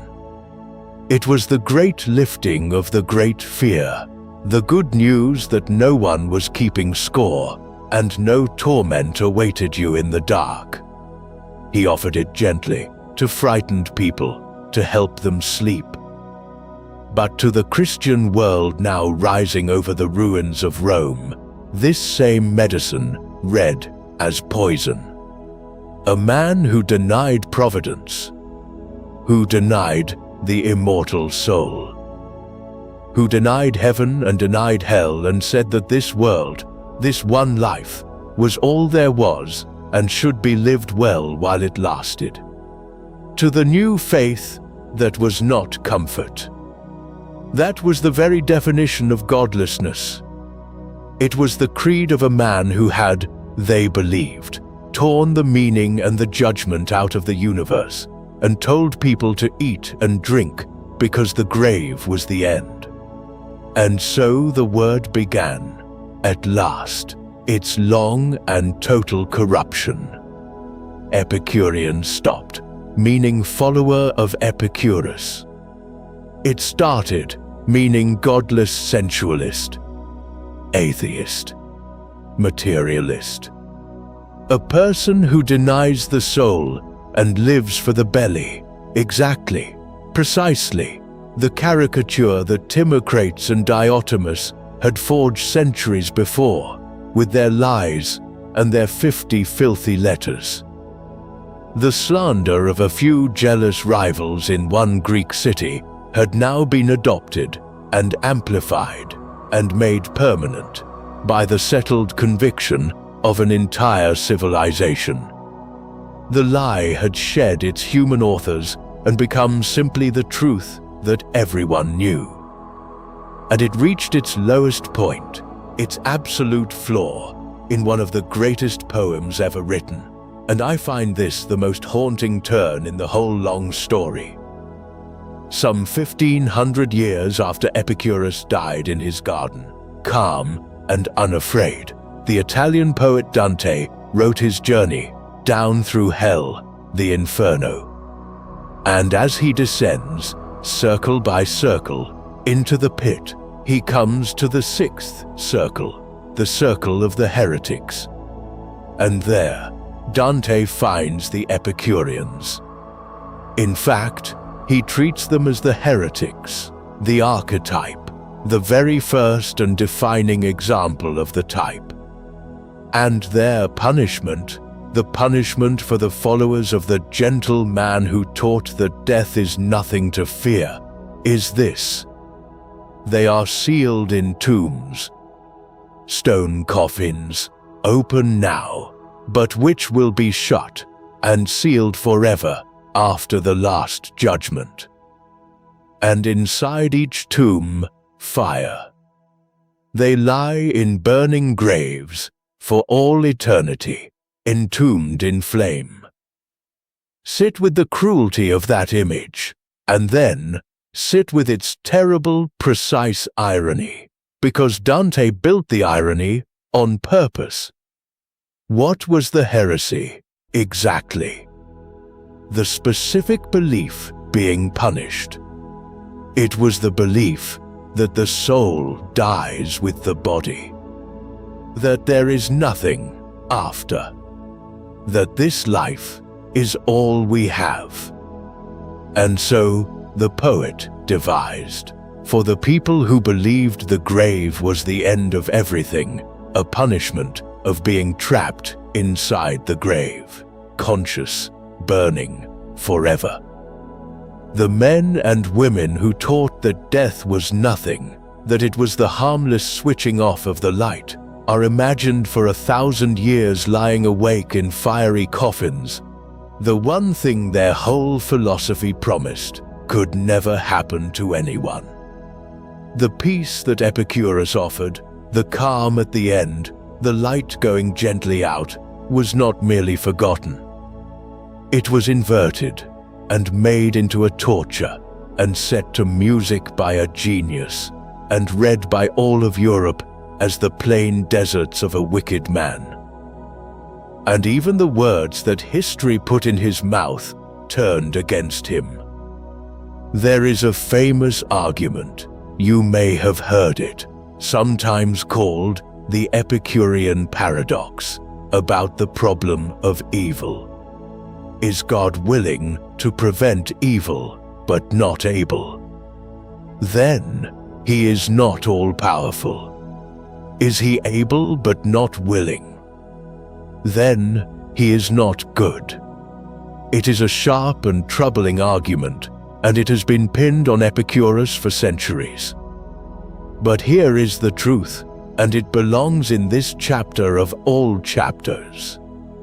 We have no good evidence that Epicurus ever said it. It reaches us only through a Christian writer named Lactantius, who was attacking Epicurus some 500 years after he died, and who put the argument in his mouth in order to knock it down. It may not be his at all. It is, quite possibly, one more line invented by a hostile pen and attached to his name. The lie had grown so large by then that it no longer even needed his rivals to feed it. It could write new words for him all by itself, and the world would nod and say, yes, That sounds like the godless man, and never check. For 1,000 years, then, this was Epicurus. Not the frugal teacher with his pot of cheese. Not the man who freed his slaves and wept for his friends' children on his deathbed. A byword for greed. A heretic in a flaming tomb. The patron saint of everything a good person should fear to become. It is, I think, one of the most complete injustices in the history of human memory. A man remembered for 50 generations as the exact opposite of who he was. And the cruelest part, the part that aims straight at the heart of our whole night, is where the lie struck hardest. It struck at his death. The man who died calmly, serenely, unafraid, precisely because he believed that death was nothing and no torment waited beyond it. That man was imagined for 1,000 years, screaming in a burning grave. His serenity was rewritten as damnation. The blessed day was painted over with fire. Everything now hung on the thinnest of threads. On whether one single poem, tucked away and unloved in the dark of a monastery library, could survive long enough to be found.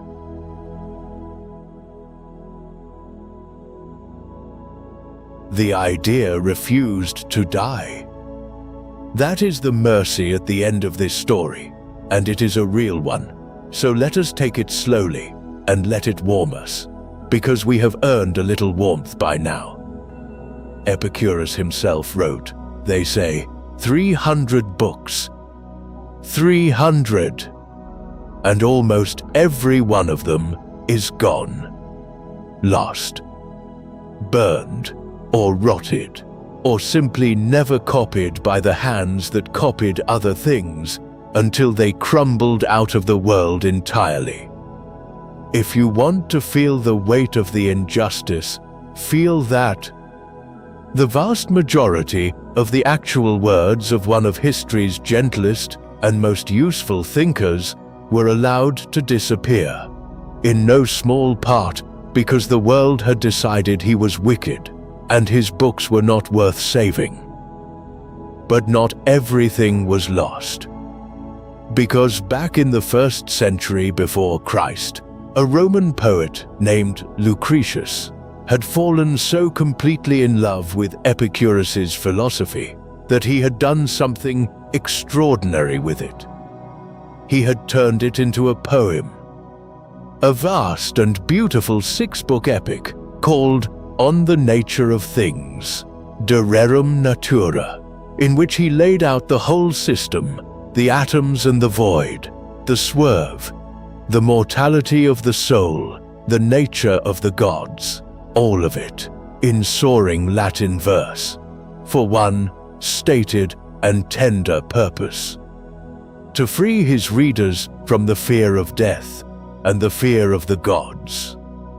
To do for the whole reading world what Epicurus had done for a frightened boy in a garden at dusk. Lucretius took the medicine and set it to music. And that poem, that single poem, became the thread on which the whole truth of Epicurus hung. Through the long centuries, when his name was a curse, when copying an Epicurean text was the last thing a pious monk wished to spend his life doing, the poem nearly vanished. It dwindled, copy by uncopied copy, down toward nothing, surviving here and there by pure chance, a manuscript forgotten on a shelf, in a library, in a monastery, gathering dust in the dark while the world above forgot it existed. It came, historians believe, within a hair of being lost forever. The truth about Epicurus was, for a long stretch of the Middle Ages, one careless fire, one hungry bookworm, one discarded volume away from total extinction. And then, in the year 1417, a man went looking. His name was Poggio Bracciolini, and he was, of all things, an out-of-work papal secretary, a man who had lost his position at the Vatican and had time on his hands, and a peculiar, obsessive hobby. He was a book hunter. He would travel to the old monasteries of Europe, where ancient manuscripts sometimes still slept, forgotten in the libraries, and he would search the shelves for lost works of the ancient world, and rescue them, have them copied, and let them back out into the light. And in some German monastery, commonly said to be the great abbey of Fulda, Poggio Bracciolini reached up onto a shelf and pulled down a copy of Lucretius, On the Nature of Things, the poem that carried entire the philosophy the world had spent 1,000 years burying. He had it copied, and with that copy, Epicurus, in effect, walked back out of the tomb the world had sealed him in. Now, there is a famous and beautiful book about this rediscovery by a scholar named Stephen Greenblatt, and it argues that this single moment, Poggio's hand on that manuscript in that monastery, helped tip all of Europe toward the modern world, toward the Renaissance, and eventually the Enlightenment, toward everything we now think of as modern. And I will be honest with you, as I have tried to be all night, that this is one influential account and a contested one. Serious scholars argue that Greenblatt makes too much of the single moment, that the currents were already moving, that no one book turns a world. So, I offer it to you not as settled fact, but as a lovely and disputed story. What is not in dispute, what no one argues about, is the vindication that came after. Because, slowly, over the following centuries, as the poem circulated and the real Epicurus became legible again, the world began, at last, to correct its mistake. And the correction reached its clearest and most moving point in, of all places, the young United States of America. In the year 1819, Thomas Jefferson, one of the founders of that nation, sat down and wrote a letter to a friend named William Short. And in it, in his own hand, he wrote these words: "As you say of yourself, I too am an Epicurean." And he went further. "I consider the genuine," he wrote, "not the imputed, doctrines of Epicurus, as containing everything rational in moral philosophy, which Greece and Rome have left us. The genuine, not the imputed." Do you hear what he is doing there? 2,000 years after the forgeries, after Dante's flaming tombs, after 1,000 years of the word meaning godless glutton, after sign, one of the architects of a new nation reaches back through all of it, brushes aside the lie, the imputed doctrines, the things falsely attached to the name, and claims the real man, proudly, in writing, by name. I too am an Epicurean, the apostle of obscurity, the heretic in the burning grave, signed for, at last, by a president, vindicated in ink on paper that still exists, that you could go and read tomorrow. The truth took the long way home. It took 2,000 years, a poet, a nearly lost poem, an unemployed book hunter, and a stubborn line in an old man's correspondence. But it got there. And look, now, at the three great forces that spent this whole story trying to destroy the man, and see where they ended. The slander, the lie of the glutton and the heretic, stands corrected, at last, wherever anyone bothers to look at the actual record. The Stoics, the great rivals, do not stand as enemies at all in the final accounting, but as kin, fellow travelers toward the same peace, honored alongside him rather than against him. And the body, the illness that killed him, is 2,000 years of dust, while the idea it could not touch has walked, calm and intact, all the way into the modern world, into utilitarian ethics, into secular thought, into every quiet person who has ever decided that a simple life among friends might be enough. The man said, "Live unnoticed." And the last and gentlest joke of the whole story is that he failed at it completely. He was, in the end, utterly impossible to forget. The peace he died in, one man's quiet arithmetic, on his very worst day, outlasted the empire that expelled his family, and the rivals who forged letters against him, and the faith that damned him to fire. It survived all of them, and it is here, tonight, in this quiet room, with you. So let us go back, one last time. Not to the flaming tombs, and not to the forgeries, and not to the long injustice.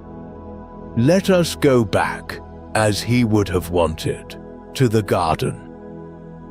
We have come a long way tonight. We began with a word, a shining, misleading word, Epicurean, and the strange fact that the man it was named for lived on bread and water. And from there, we followed a whole life.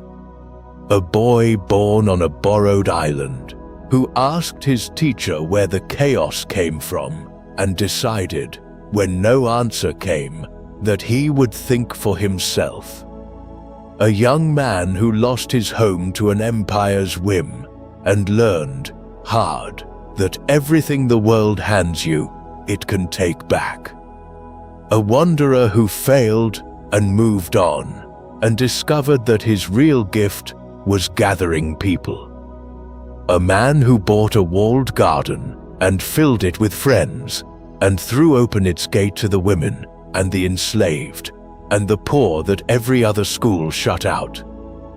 A teacher who lifted, one by one, the great fears off the shoulders of frightened people, the fear of the gods, the fear of death, the endless fear of not having enough. A rival who turned out to be secret kin to his enemies. A victim of the ugliest lies told by people who knew better. And an old man, at the end, in the worst pain a body can hold, who did his final sum and found that a life full of remembered love weighed more than all of it, and called the day blessed, and meant it, and freed his slaves, and thought of his dead friends' children, and let the light go gently out. He asked for so little, this man. When you set his whole life down and look at it plainly, the wanting in it is so small, and so achievable, and so nearly free. A barley cake, clean water, a friend to talk with, a day without dread. That was the whole of what he needed to call himself as happy as a god. And underneath that smallness was a trust, a quiet and radical trust that I think the world keeps forgetting and having to learn again. He trusted that human nature, once you take away its fear of the gods, and its fear of death, and its bottomless hunger for empty things, tends, on its own, quietly, toward gentleness. That we are not, at the root, monsters who must be frightened into behaving. That a person who is not afraid, and not starving, and not grasping, is, more often than not, kind. Was he right about us? That is the one question I am going to leave open, on purpose, the way he left his questions open, because I do not think it is mine to close, and because I would rather hand it to you than pretend to answer it. Was he right? Take away our fear, take away our hunger for more, and do we soften into gentleness, or is there something else underneath? I do not know. He staked his whole philosophy on the hopeful answer. You may carry the question into sleep and let it settle where it will. But before you do, let me leave you with the small things, because he would have wanted the small things to have the last word, not the grand ones. Tend your own garden. Whatever and wherever it is, the small walled place where the noise cannot reach, tend it, and do not apologize for it. Notice the friends already at your table. Not the ones you wish you had, not the wider circle you are always trying to earn, the ones already there, already yours, tonight. And when tomorrow comes, an ordinary day, nothing special about it, no achievement in it, try, just once, to call it a good one, before it asks your permission. Because that, in the end, is the whole of what he learned and the whole of what he proved, on a garden bed, in agony, with a pen in his hand. That the good life was never one purchase away. It was here the whole time, in the bread and the water and the cheese and the conversation, in the friends and the small green quiet, waiting, patient, for you to stop chasing more, and notice that you had already, long ago, arrived. A barley cake, a little pot of cheese, a friend, a blessed day. Sleep now, nightlings.